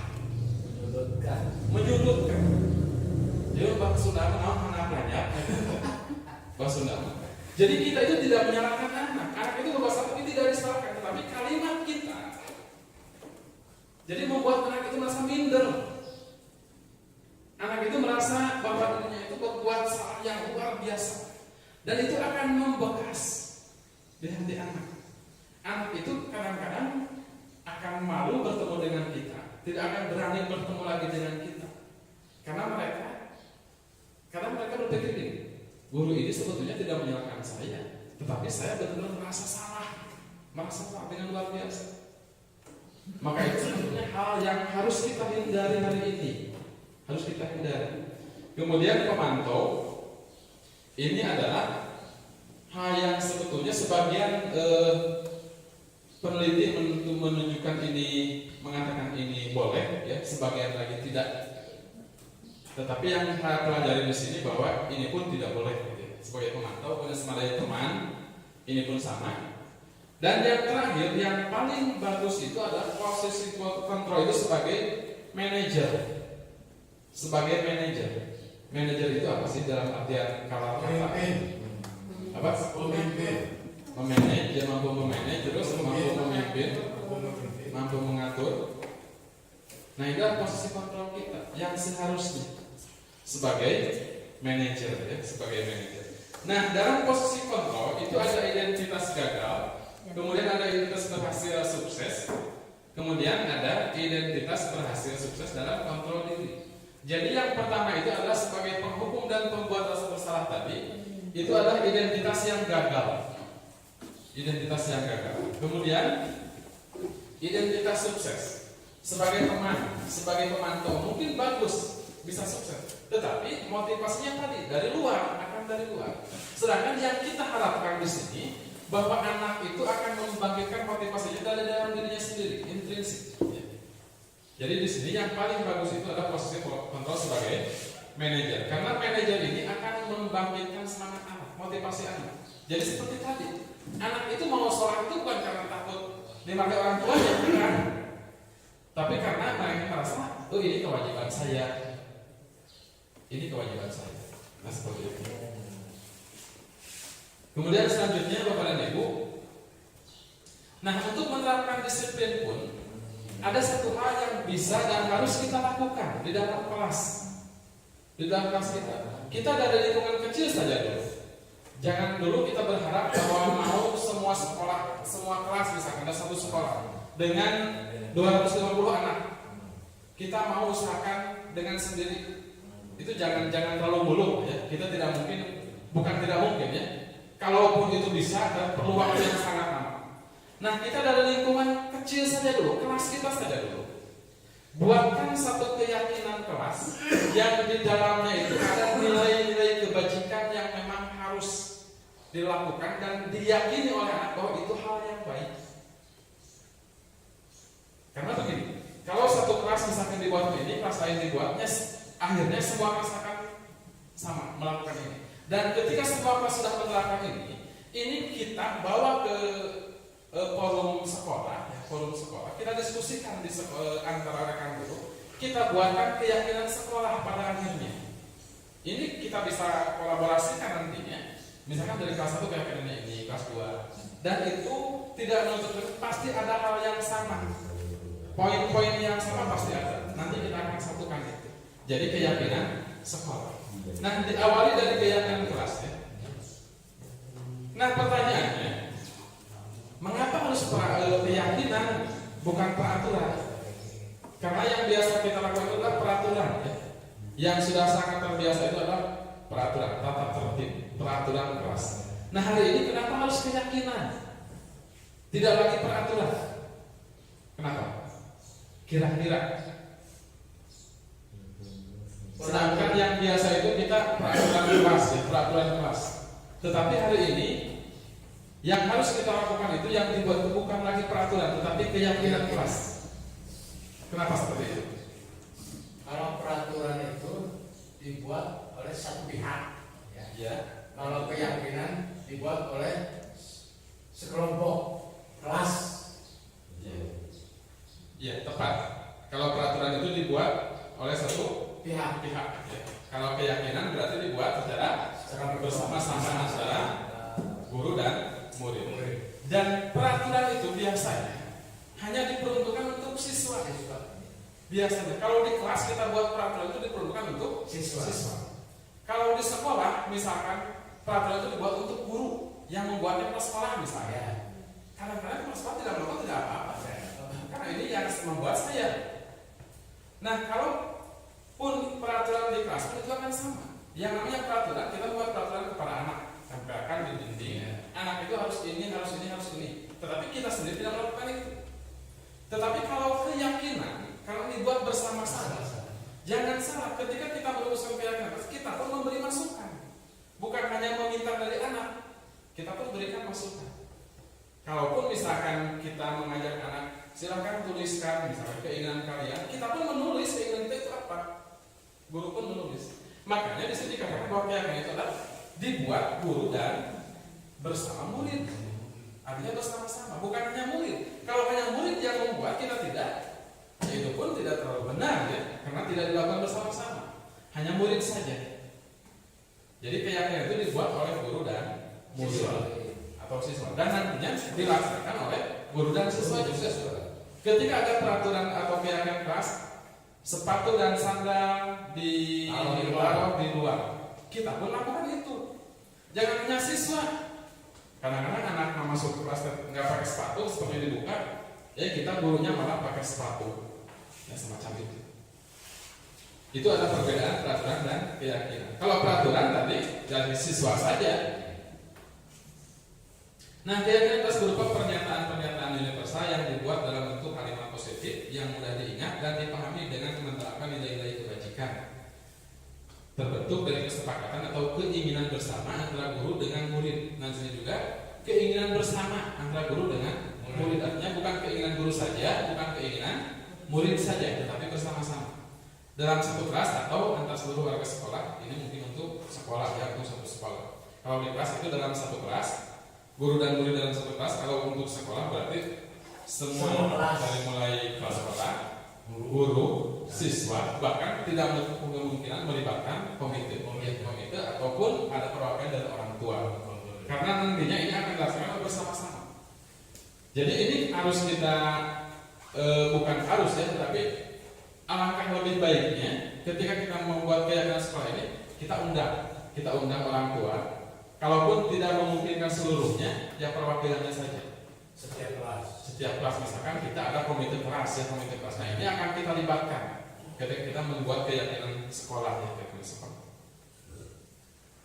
Selanjutnya Bapak dan Ibu, nah di sini keyakinan kelas itu perbedaannya dengan peraturan ya. Keyakinan kelas itu bersifat lebih abstrak daripada peraturan yang lebih rinci dan konkret. Jadi lebih nyata, bukan hanya teori, bukan teori, tetapi nyata, yang gampang saja diingat oleh anak. Jangan kalimat yang terlalu panjang, bahkan anak pun tidak bisa mencernanya. Makanya kenapa harus keinginan anak? Karena anak akan menulis sesuai dengan kemampuan berpikir mereka, dan itu yang harus kita tempelkan. Bukan kita rubah lagi bahasa anak itu misalkan sederhana, kita rubah jadi rumit sesuai pengetahuan itu tidak. Kita biasakan untuk membuat ini, kita sesuaikan dengan bahasa mereka, bahasa yang sederhana, yang bisa mereka pahami. Kemudian ini pun kita tempelkan di tempat-tempat yang gampang dilihat. Jangan ditempelkan di belakang lemari, misalkan di bawah meja, ya. Tapi kita tempelkan di tempat-tempat yang gampang untuk dilihat. Dan yang terpenting tadi, kalimatnya usahakan yang sangat sederhana, sehingga anak-anak itu mampu mencerna, mampu diingat dan mampu mencerna. Kemudian keyakinan kelas berupa pernyataan-pernyataan universal. Pernyataan keyakinan kelas senantiasa dibuat dalam bentuk positif. Jadi kalimatnya harus kalimat positif. Jadi tidak ada, usahakan tidak ada kata jangan, tidak ada kata tidak bisa, tidak boleh, jangan, tidak seperti itu. Tetapi usahakan kalimat-kalimat yang positif. Jadi kalimat positif itu intinya semacam ajakan, semacam mengajak, dan kalimatnya itu seolah-olah itu datang dari dalam diri hati anak itu sendiri, bukan perintah, gitu. Bukan peraturan. Ini perbedaannya. Kemudian selanjutnya, nah tadi dikatakan bahwa dalam keyakinan keras itu harus pernyataannya itu menyangkut ada yang disebut dengan kebajikan universal, ya, kebajikan universal atau norma-norma tadi, kebajikan. Nah, kebajikan universal ini ada beberapa penelitian, ada beberapa lembaga yang mengatakan berbeda-beda tentang kebajikan universal. Yang pertama, ini IBO yang menyatakan bahwa kebajikan universal itu diantaranya toleransi, rasa hormat, integritas, mandiri, dan sebagainya. Jadi artinya dalam membuat keyakinan keras itu harus ada unsur-unsur ini. Di dalamnya harus ada unsur-unsur ini. Misalkan ada rasa empati, ada antusias, tapi bukan berarti keyakinan keras itu misalkan empati tidak seperti itu. Tetapi ada kalimat yang maknanya ini. Karena kalau kita tuliskan empati, antusias, kira-kira ada berarti atau tidak? Tidak. Ya. Tetapi mungkin menolong atau membantu teman sekelas misalkan. Berarti itu adalah rasa empati. Itu ditanamkan seperti itu. Kemudian lembaga lain menyatakan bahwa nilai itu cinta Tuhan dan segenap ciptaannya.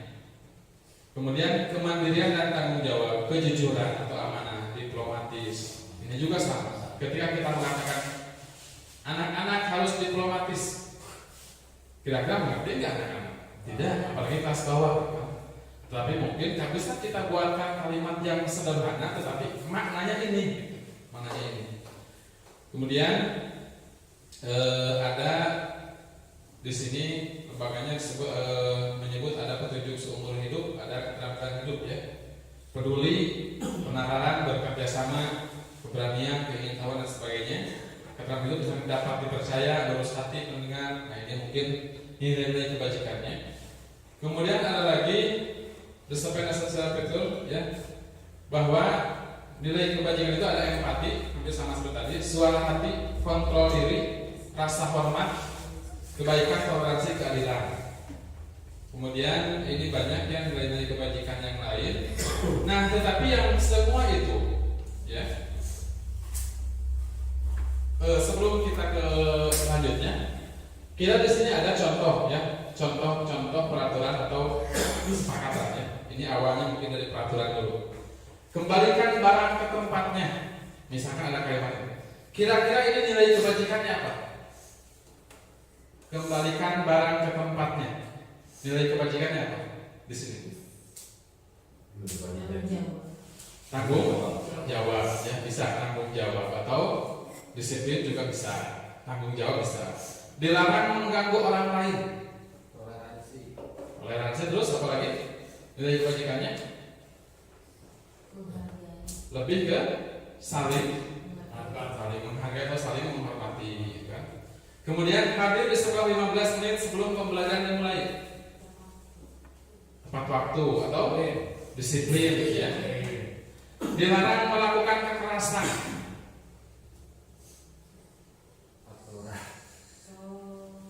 Kebajikannya apa? Tanggung jawab. Tanggung jawab terus rasa empati, terus ada rasa peduli, ya, rasa aman, ya, aman, keamanan mungkin, ya, dalam kekerasan. Kemudian dilarang menggunakan narkoba. Dari kebajikannya apa? Yang diharapkan dari dilarang memakai narkoba itu apa yang diharapkan? Apa? Keselamatan, terus karena penggunaan narkoba itu misalkan kesehatan, ya. Jadi ada keselamatan, ada kesehatan.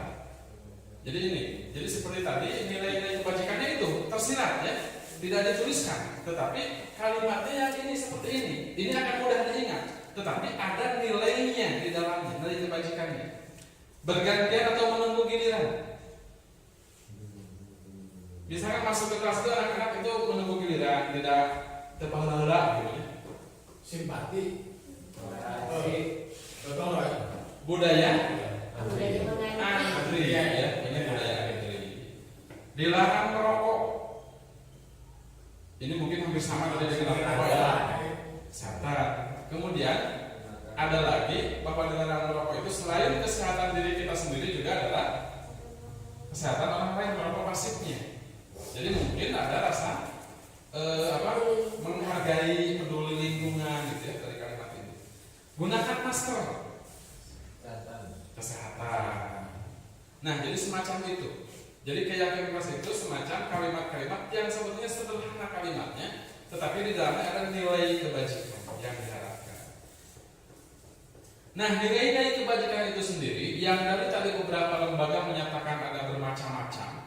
Nah, kita rangkum di sini sesuai dengan kurikulum Merdeka. Kita rangkum bahwa nilai-nilai kebajikan itu adalah sesuai dengan profil belajar Pancasila. Seperti apa yang diharapkan oleh pendidikan kita hari ini. Profil membentuk manusia yang berprofil belajar Pancasila. Di mana yang pertama itu seperti tadi percaya kepada Tuhan dan ciptaannya, kan? Berarti ini adalah beriman dan bertakwa kepada Tuhan yang Maha Esa dan berakhlak mulia. Mungkin dalam akhlak mulia itu bermacam-macam seperti tadi, bisa empati, ada simpati, ada saling menghormati ya. Ini termasuk ke dalam akhlak mulia ya. Kemudian mandiri. Jadi anak-anak itu diharapkan seperti ini. Ketika kita membuat keyakinan keras, misalkan membawa alat tulis sendiri, misalkan, anak-anak itu harus ada rasa mandirinya. Jadi tidak berharap dari bantuan orang lain. Jadi ketika datang kelas itu kadang-kadang gini, datang kelas tidak bawa buku, tidak bawa main, mereka harapannya nanti saja pinjam. Ya, jadi tidak seperti itu. Jadi ada sikap rasa mandirinya, nilai mandirinya dari anak. Kemudian bernalar kritis. Ya seperti tadi, bernalar kritis itu adalah anak itu mampu berpikir, mampu mengutarakan. Ya. Kemudian ini kita definisi yang paling sederhana saja ya untuk anak-anak kita. Kreatif, ini juga paham ya kreatif seperti apa. Kemudian bergotong royong seperti tadi. Ketika kita menuliskan misalnya dalam keyakinan kelas itu menjaga kebersihan kelas, misalkan menjaga kebersihan kelas itu berarti ada rasa gotong royong karena tidak mungkin dilakukan oleh sendiri, ada kelompok-kelompok tertentu. Kemudian berkebinekaan global seperti tadi, kita ini harus tanamkan kepada anak dari saat ini. Kita tidak bisa berpikir bahwa anak-anak kita kan satu ras, satu bahasa, satu agama. Ya hari ini ya. Tetapi bisa saja suatu saat mereka akan masuk ke dunia yang lebih nyata, di mana di sekeliling mereka itu akan ada yang bermacam-macam ras, bermacam-macam agama. Jadi kita harus terangkan dari saat ini. Nah, Bapak Ibu yang saya hormati, untuk keyakinan keras, saya kemarin sudah membuat di kelas 5 ya. Ini mungkin untuk dokumentasinya. Yang pertama kita jelaskan dulu apa yang disebut dengan keyakinan keras, kemudian pentingnya untuk apa. Kemudian kita membuat bersama-sama dengan anak disuruh menuliskan apa yang mereka inginkan. Bebaskan saja, biarkan anak menulis sebebas-bebasnya. Tetapi nanti di akhir kita akan jelaskan lagi kepada anak mana yang mungkin kurang tepat dengan bahasanya. Kita akan luruskan di situ. Kalaupun tadi saya mengatakan di awal, sesuaikan dengan tulisan anak. Tetapi tetap saja tentunya sebagai guru, ya kita tidak bisa. Misalkan anak menulis kalimat yang tidak baik, bisa kita tuliskan di situ tidak bisa. Ya kita akan kontrol itu. Kemudian setelah itu anak disuruh menempel sticky note itu ke depan ya. Pasti anak-anak itu akan beragam. Ketika menempel itu, misalkan si A duluan di sini, si B di sini, ya dari 40 anak itu mungkin beragam. Tetapi nanti kita setelah kita menempel, kenapa ini harus ditempelkan? Ini nanti untuk memisahkan, ya, untuk memilah. Karena dari 40 siswa itu pasti ada yang sama, Nanti kita pilah, ya. Kita pilah. Nah ini sudah kita, kalau gambar yang sebelah sana, ini mungkin masih semua ya, semua dituliskan di sini, semua ditempel. Tetapi setelah itu kita pilah mana yang masuk ke misalkan yang pertama, ini kita pilah lagi. Tidak bisa kita semua dimasukkan ya. Kita pilah mana yang sama, mana yang berbeda. Mungkin itu akan menjadi poin-poinnya nanti. Setelah itu kita tuliskan peraturan rumusannya yang masih berupa mungkin peraturan, masih berupa kalimat-kalimat negatif. Nah setelah itu tugas kita adalah mengubah kalimat negatif itu menjadi kalimat positif. Karena tadi di awal bahwa keyakinan keras itu harus berupa kalimat-kalimat positif. Tidak lagi ada kalimat jangan, tidak lagi ada kalimat tidak. Karena itu akan lebih condong ke peraturan.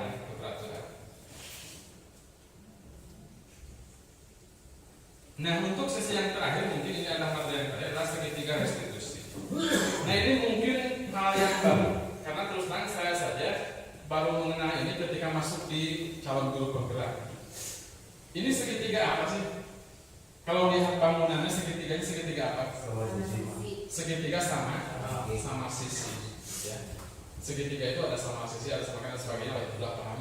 Tetapi kenapa segitiga restitusi ini bentuknya segitiga sama sisi? Artinya dia kan sama ya, sisinya semua sama. Ada kekuatan yang sama dari setiap sisi. Nah, berarti kekuatannya sama. Kemudian hal yang harus kita lakukan itu harus sama, harus seimbang. Kita tidak bisa melakukan sebagian saja. Berat sebelah tidak. Jadi dalam segitiga restitusi ini kita harus melakukan 3 hal itu harus seimbang, harus sama. Tidak boleh, bukan tidak boleh ya. Tidak akan maksimal hasilnya ketika hanya dilakukan hanya 2 bagian saja. Ataupun misalkan 3 bagian dilakukan tapi perbandingannya tidak sama. Itu tidak akan maksimal. Akan maksimal ketika itu benar-benar seimbang dalam perlakuan. Nah, restitusi itu sendiri apa sih restitusi? Nah, di sini Gosson dalam bukunya tahun 2004 mengatakan bahwa restitusi adalah proses menciptakan kondisi bagaimana untuk memperbaiki kesalahan mereka. Jadi intinya restitusi itu adalah ini dalam pendidikan ya. Kalau dalam dunia lain mungkin akan berbeda. Karena biasanya dalam dunia lain restitusi itu artinya membayar kerugian. Kalau tidak salah ya dalam dunia lain itu membayar kerugian atau denda. Tapi dalam dunia pendidikan ini akan berbeda. Tapi walaupun intinya mungkin akan sama maknanya, membayar denda, membayar kerugian, membayar kesalahan, tapi ini dalam bentuk yang lain. Jadi menciptakan kondisi untuk memperbaiki kesalahan mereka. Jadi yang harus kita usahakan di dalam kontrol sebagai manajer itu bagaimana caranya ketika anak berbuat salah itu kita perbaiki. Bukan disalahkan, bukan dihukum, tapi kita carikan solusi bersama-sama. Kita bimbing anak untuk mencarikan solusinya. Jadi bukan hanya kita yang menentukan solusinya, tapi kita bersama-sama dengan anak. Ketika anak melakukan kesalahan, kita ajak ngobrol, kita carikan solusi itu bersama dengan anak. Minta pendapat dari anak, bukan hanya kita. Kalau kita yang hanya memerintah, itu bukan restitusi. Dengan tujuan akhirnya tentunya diharapkan anak dapat kembali ke kelompok mereka dengan karakter yang lebih kuat. Karena kalau kita salahkan tadi, kalau kita hukum, anak tidak akan bisa kembali malah menjadi karakter lebih kuat, tidak, bahkan akan menjadi minder. Ketika kita salahkan, mungkin saja yang paling buruknya anak tidak akan masuk sekolah lagi, karena merasa malu, karena takut, karena merasa minder. Yang diharapkan dengan restitusi ini adalah anak itu mampu masuk lagi ke komunitasnya dengan karakter yang lebih kuat. Jadi belajar dari kesalahan.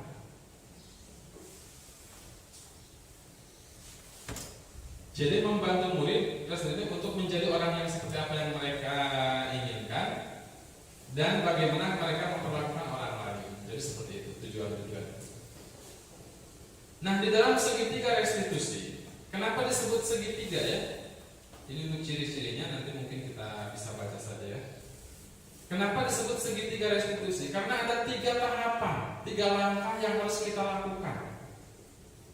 Jadi seperti tadi bilang di awal, tidak bisa hanya 1, hanya 2 saja. Ataupun kalaupun tidak seimbang, tidak bisa. Tetapi harus 3-tiganya kita lakukan. Kalaupun mungkin hari ini kita pernah melakukan, tapi mungkin baru 1 atau baru 2 yang kita lakukan. Kadang-kadang kita melakukan ini, walaupun kita tidak tahu bahwa ini adalah segitiga restitusi. Tetapi yang paling mungkin adalah kita sudah melakukan ini, tapi belum maksimal. Kalaupun nanti kita sudah tahu pemahamannya seperti apa, pasti kita merasa, oh saya pernah melakukan ini, cuma belum maksimal. Nah, jadi mungkin diharapkan di sini nantinya kita akan mampu melakukan itu dengan maksimal. Kenapa segitiganya sama sisi tadi? Nah, langkah-langkahnya yang pertama yaitu ada disebut dengan menstabilkan identitas. Yang kedua, validasi tindakan yang salah. Yang ketiga adalah menanyakan keyakinan. Ini kaitannya tadi dengan keyakinan keras yang sudah dibuat. Nah, dalam tahap menstabilkan identitas, di sini tujuannya untuk membuat anak yang merasa gagal karena berbuat salah menjadi positif terhadap dirinya. Jadi tadi tidak disalahkan. Jadi anak itu merasa positif, dirinya merasa bukan merasa tidak salah ya. Mereka akan tahu itu salah, tetapi tidak akan minder. Karena mereka sudah tahu bagaimana cara mengatasi, bagaimana solusi. Nah, dalam menstabilkan identitas ini, ketika kita mendapatkan kasus anak yang berbuat kesalahan, membuat pelanggaran misalkan, maka guru itu berkata seperti ini diantaranya, berbuat salah itu hal yang manusiawi. Jadi kita panggil anak, kita ngobrol. Nah, berbuat salah itu hal biasa, hal manusiawi. Semua orang pasti pernah berbuat salah. Jadi kita tidak langsung menghukum anak. Oh kamu salah, oh kamu harus pusat, ya tidak seperti itu. Tapi kita tanya dulu, ngobrol dulu. Kita tanya setelah anak berbicara. Misalkan gini, anak berkelahi, kita panggil, kita ngobrol, anak mungkin akan berbicara dengan jujur.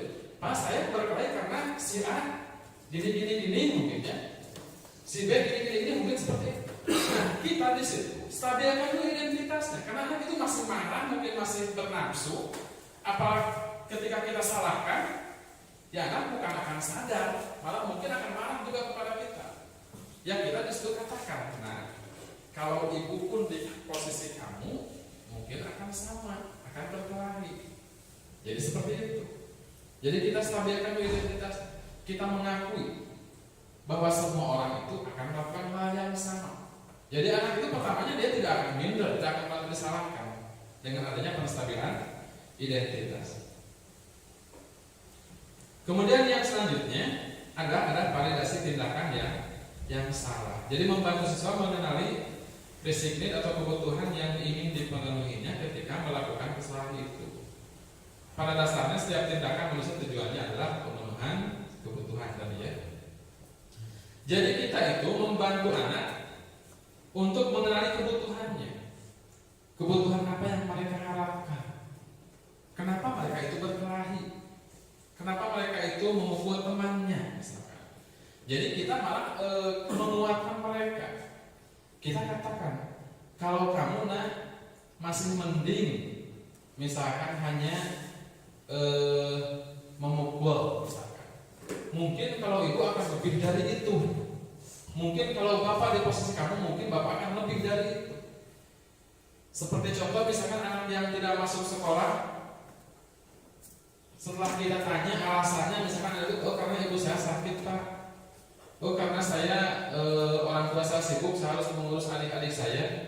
Ya kita katakan, oh nah kalau ibu di posisi kamu, mungkin ibu tidak akan 3 hari, mungkin ibu 4 hari, mungkin ibu 5 hari tidak masuk sekolah. Jadi anak itu akan merasa saya tidak disalahkan. Saya merasa anak itu merasa tidak minder, tidak minder. Tetapi di sisi lain, setelah itu kita harus membangkitkan kejujuran di diri anak, menumbuhkan kejujuran di diri anak.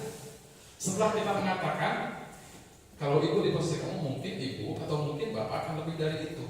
Tetapi setelah itu kita akan tanyakan kepada mereka, coba nak jujur, menurut kamu tidak setelah 3 hari itu benar atau salah? Ya seperti itu. Anak-anak pasti akan berkata apa? Tidak mungkin mereka mengatakan oh benar bu, tidak. Pasti mereka oh iya bu saya salah. Jadi mereka itu merasa salah itu bukan karena kita yang menyalahkan, tapi mereka sendiri yang tahu, yang sadar bahwa itu adalah kesalahan. Dan di fase akhir, ya di fase akhir pada menanyakan keyakinan, kita kaitkan dengan keyakinan kelas kita. Kita tanyakan kepada anak, kira-kira keyakinan kelas apa yang sudah kamu langgar? Nah di situ nanti akan muncul konsekuensi. Contoh ketika anak memukul temannya tadi ya, di akhir kita tanyakan, nah kira-kira kamu keyakinan kelas apa yang kamu langgar? Anak mungkin akan menjawab, oh saya melanggar keyakinan kelas saling menghargai, saling menghormati. Terus kita jangan lupa di akhir kita tanyakan kepada anak, kamu akan berbuat apa setelah ini? Nah, di situ anak akan berpikir solusinya untuk menyelesaikan seperti apa. Mungkin anak berkata, oh Pak atau Bu, saya akan meminta maaf kepada si A karena tadi saya pukul. Nah, itu solusinya. Jadi yang diharapkan itu adalah dengan segitiga restitusi, bahwa pembuat kesalahan si anak itu pertama tidak minder, kedua mereka sadar akan kesalahannya, ketiga mereka tahu bagaimana cara memperbaikinya. Jadi itu bukan kita yang memerintah kamu sekarang harus minta maaf, tidak. Karena banyak kejadian anak berkelahi, tiba-tiba kita panggil, kita marahi, kita suruh dia meminta maaf, tidak mau. Kalaupun dia meminta maaf itu karena takut saja oleh kita, bukan karena kesadarannya. Tapi ketika kita lakukan 3 langkah ini, harapannya mudah-mudahan anak ketika dia minta maaf pun itu adalah benar-benar kemauannya sendiri, kesadaran. Karena yang diharapkan dari semua ini adalah muncul motivasi intrinsiknya, kesadaran dari dalam dirinya. Bapak dan Ibu yang saya hormati, ini untuk dokumentasi pelaksanaan kemarin ya. Nah, dari semua ini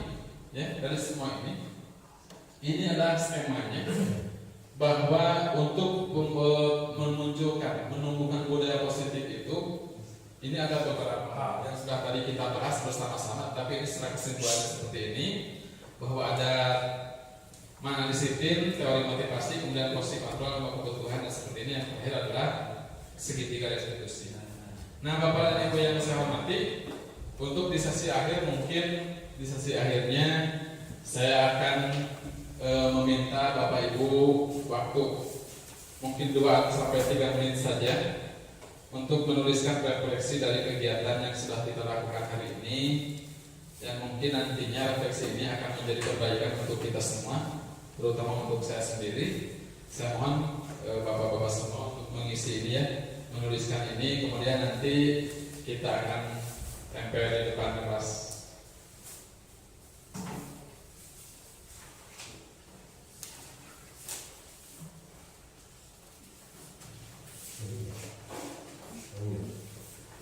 Bapak dan Ibu yang saya hormati,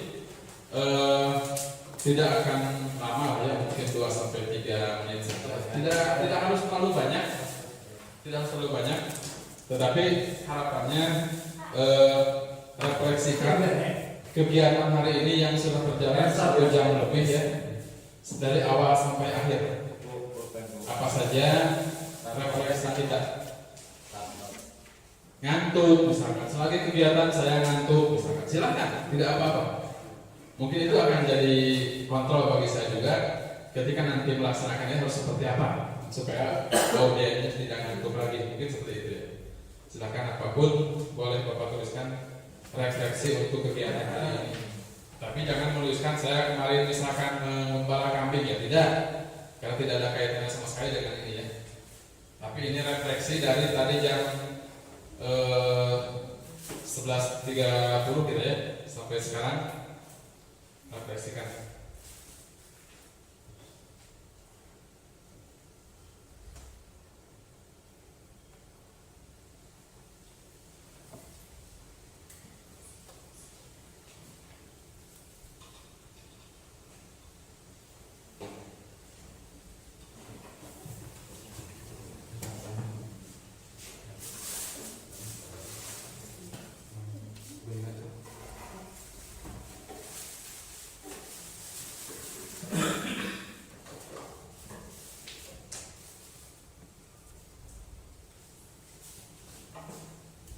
Dan untuk yang sudah selesai silakan bisa ditempel di depannya, di depan.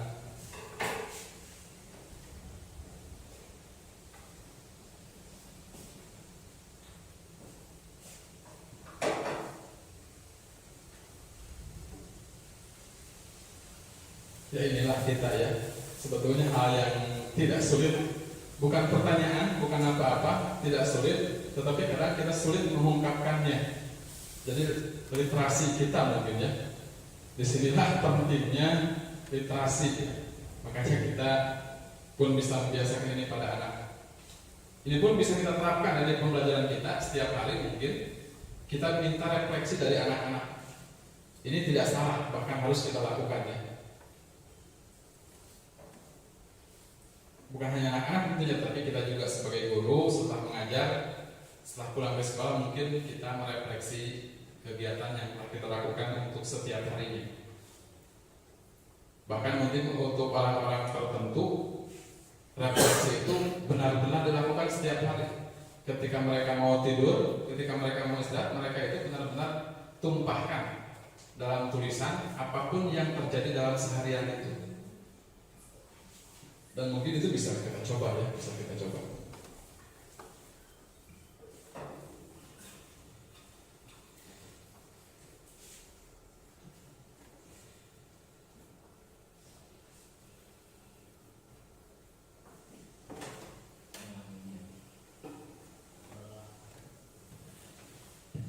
Silakan yang sudah selesai.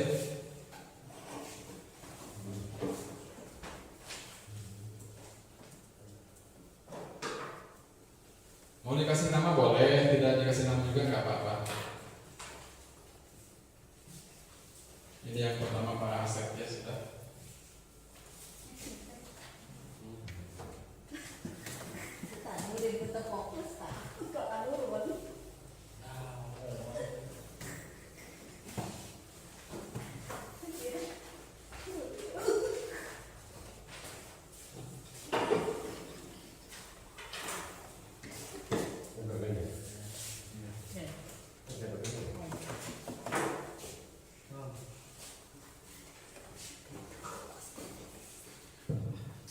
Biasanya Bu Adis paling cepat kayaknya agak bagian tanda menempel. Terima kasih untuk Pak yang pertama tadi Pak Asep Bun, yang kedua ini senior kita ya Pak Asep Ruswandi juga sudah selesai melakukan refleksinya. Dan terima kasih banyak juga kepada rekan-rekan yang lain yang sudah sangat antusias atas kegiatan ini. Cuma kita mau pagi bulan-bulan ini.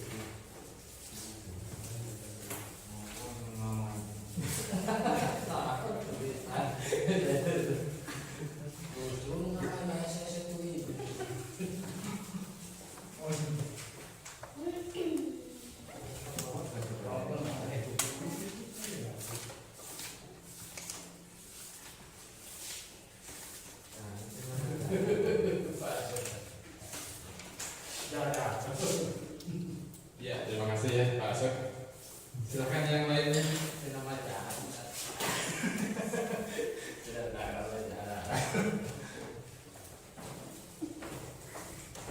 Ini tidak akan dinilai ya, tidak akan diberi penilaian.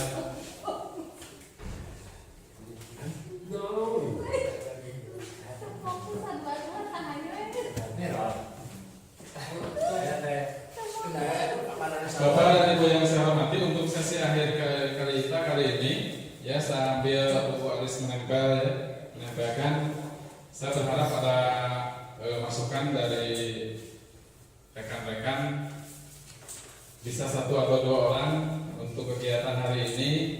Kalau tadi refleksinya berupa dituangkan dalam tulisan, sekarang saya berharap bahwa ada perwakilan dari Bapak dan Ibu untuk refleksi sekaligus pada kegiatan hari ini. Silakan siapa yang mau merefleksi atau memberikan umpan balik pada kegiatan hari ini. Mangga silakan. Assalamualaikum. Di depan Pak Asep, mohon di depan.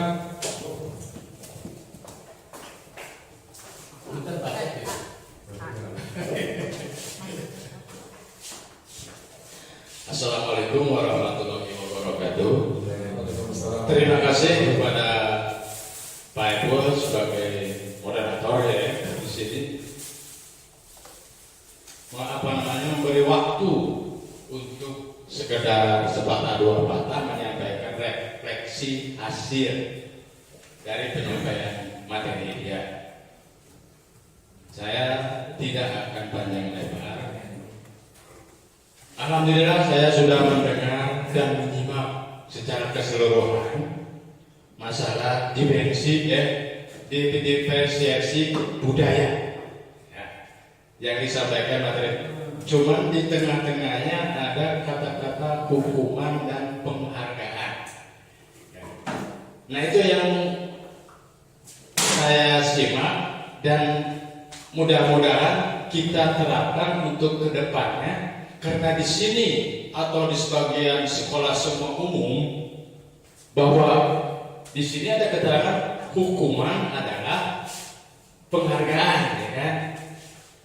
Jadi semua itu di sini itu dari contohnya umpamanya kenaikan kelas diberikan juara 1, juara 2 dan juara 3. Bagaimana solusinya untuk kedepannya? Apakah mau dirajinkan begitu seperti kebiasaan atau bagaimana? Itu cuman ajuan, bukan perintah, bukan harus. Jadi kita rumuskan bagaimana caranya. Mohon maaf kalau seandainya kata-kata dari saya penyampaian refleksi ini, alhamdulillah Pak Ibu sudah menyampaikan dengan gamblang. Cuman yang mengganjal dari saya itu yaitu masalah hukuman dan penghargaan. Sekian, terima kasih. Assalamualaikum warahmatullahi wabarakatuh. Waalaikumsalam warahmatullahi wabarakatuh. Waalaikumsalam warahmatullahi wabarakatuh. Terima kasih kepada Pak Asep. Nah, sebelum dilanjutkan, silakan kalau ada yang lain yang mungkin mau menambahkan atau menjawab atau bertanya, silakan saja. Dari pertanyaan Pak Asep mungkin ada yang bisa menjawab tadi, memberikan solusi seperti apa, dipersilakan.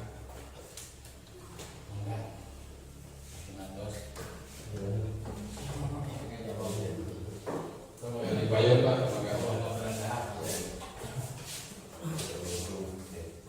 Assalamualaikum warahmatullahi wabarakatuh.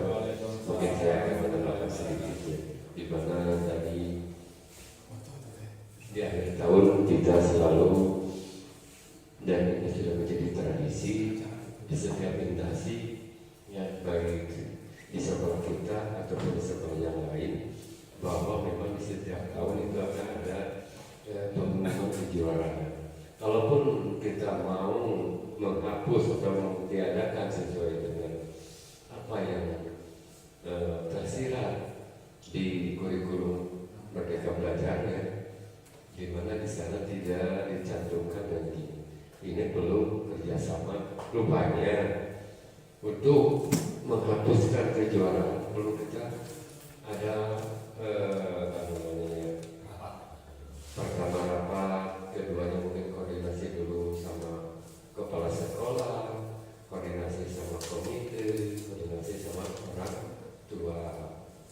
Karena kalau tiba-tiba kita berbuat keputusan sendiri bahwa untuk tahun ini tidak diadakan untuk kejuaraan atau tidak diberikan hadiah, dengan bertanya-tanya kepada kita orang, terutama orang tua, wali murid yang memang terkadang suka mengharapkan dan menjadikan suatu kebahagiaan rupanya bagi keluarga apabila anaknya tampil menjadi juara, baik juara 1, 2, 3. Ini rupanya kalau memang pertanyaan tadi kenapa ya harus atau misalnya harus dihapuskan itu ya. Jadi jawaban saya simpel saja, ingin perlu ada koordinasi antara guru, kepala sekolah, komite dan orang tua. Kepada itu ya, baru ada sinkronisasi apakah memang disetujui atau tidak. Mungkin itu jawaban kami. Jawaban saya, mohon maaf apabila memang keterbatasan kemampuan untuk menjawab. Kepada itu yang bisa saya sampaikan. Assalamualaikum warahmatullahi wabarakatuh. Waalaikumsalam warahmatullahi wabarakatuh. Terima kasih kepada Pak Asep yang sudah tadi yang pertama Pak Asep pertama kali memberikan pertanyaan ya kaitan dengan hukuman dan penghargaan. Kemudian Pak Asep sudah memberikan jawaban untuk bagaimana solusinya. Di sini saya akan menambahkan sedikit mungkin ya. Ini betul, itu adalah hal yang tidak mudah untuk dilakukan karena kebiasaan, karena itu hal yang memang terjadi pada semua orang ya.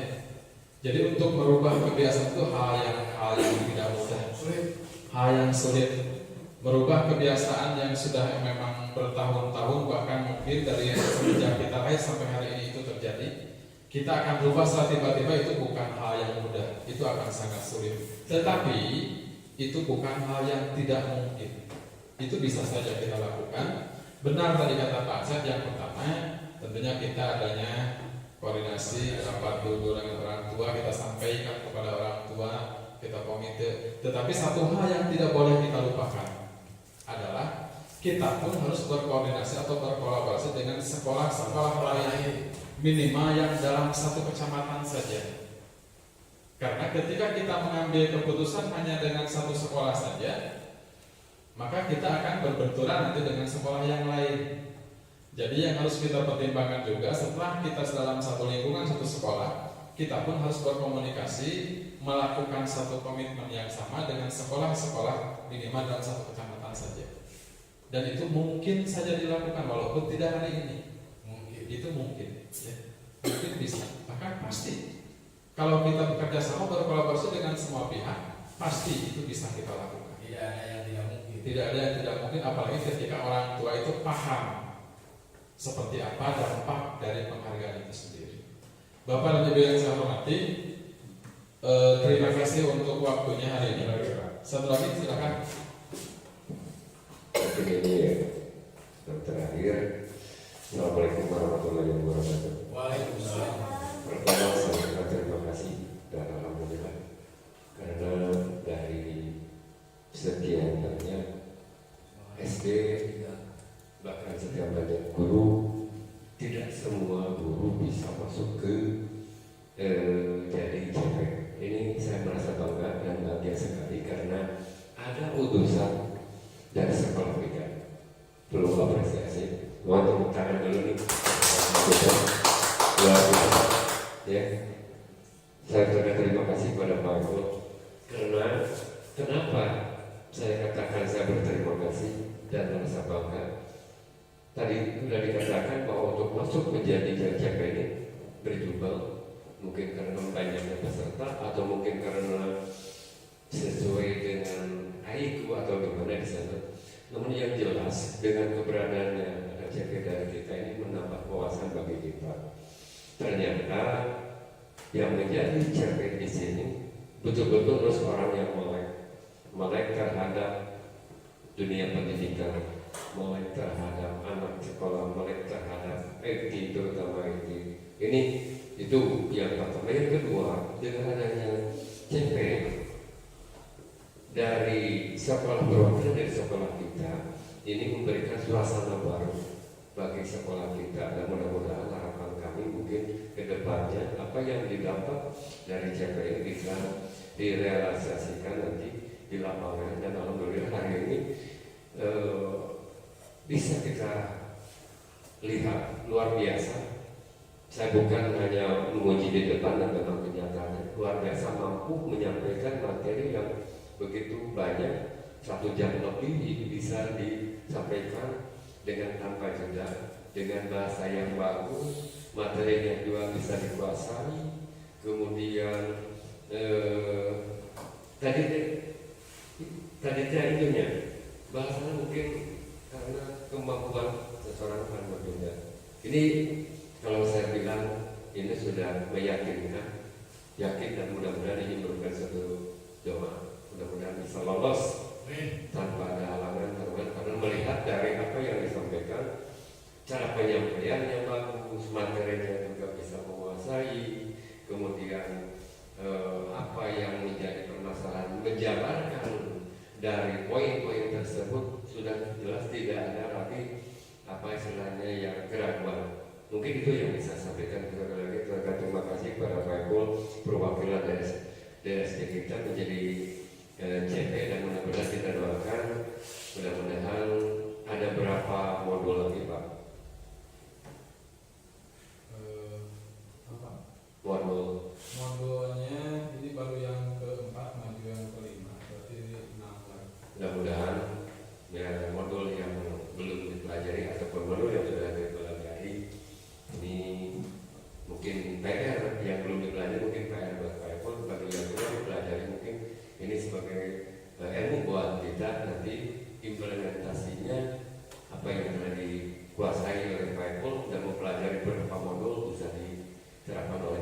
mungkin itu harapan daripada kami. Mudah-mudahan sekali lagi kita berdoa dan berharap mudah-mudahan Pak pun sampai selesainya modul dan kemudian nanti tidak ada hambatan, sukses dan lulus. Mungkin itu harapan. Assalamualaikum warahmatullahi wabarakatuh. Terima kasih, luar biasa masukan dan apa yang tadi direfleksi yang saya sampaikan oleh Pak Arus. Ya, terima kasih dan semoga apa yang beliau sampaikan ini juga menjadi motivasi tambahan bagi saya, karena betul ini masih perjalanan masih lumayan lama ya, sampai Desember ini kalau tidak ada halangan kita akan berakhir di Desember. Dan dalam perjalanan itu tentunya kami sangat membutuhkan support dari rekan-rekan, karena apapun yang saya lakukan itu tidak akan berarti tanpa dukungan dari rekan-rekan semua. Bapak dan Ibu yang saya hormati, kiranya ini tidak akan ada lagi kesempatan ya, karena waktu sudah lumayan siang ini. Dan sekali lagi saya ucapkan terima kasih atas segala bantuan dan antusiasme yang luar biasa dari rekan-rekan. Mohon maaf bila ada penyampaian materi masih sangat jauh dari sempurna, dan semoga Bapak dan Ibu merasa tidak puas ya, sehingga akan mencari lagi literatur yang lain kaitan dengan ini, mencari referensi yang lain. Dan kalaupun nanti Bapak dan Ibu sudah mempelajari itu di literatur yang lain, kemudian mendapatkan bahwa apa yang saya sampaikan itu tidak tepat, kita komunikasikan bersama-sama ya, bagaimana caranya untuk menjelaskan ini dengan lebih baik lagi. Karena mungkin apa yang saya sampaikan itu tidak semuanya benar, mungkin ada hal-hal yang memang datang dari kekurangan saya. Terima kasih atas segala perhatiannya. Bila bisa bilang, Assalamualaikum warahmatullahi wabarakatuh. Waalaikumsalam.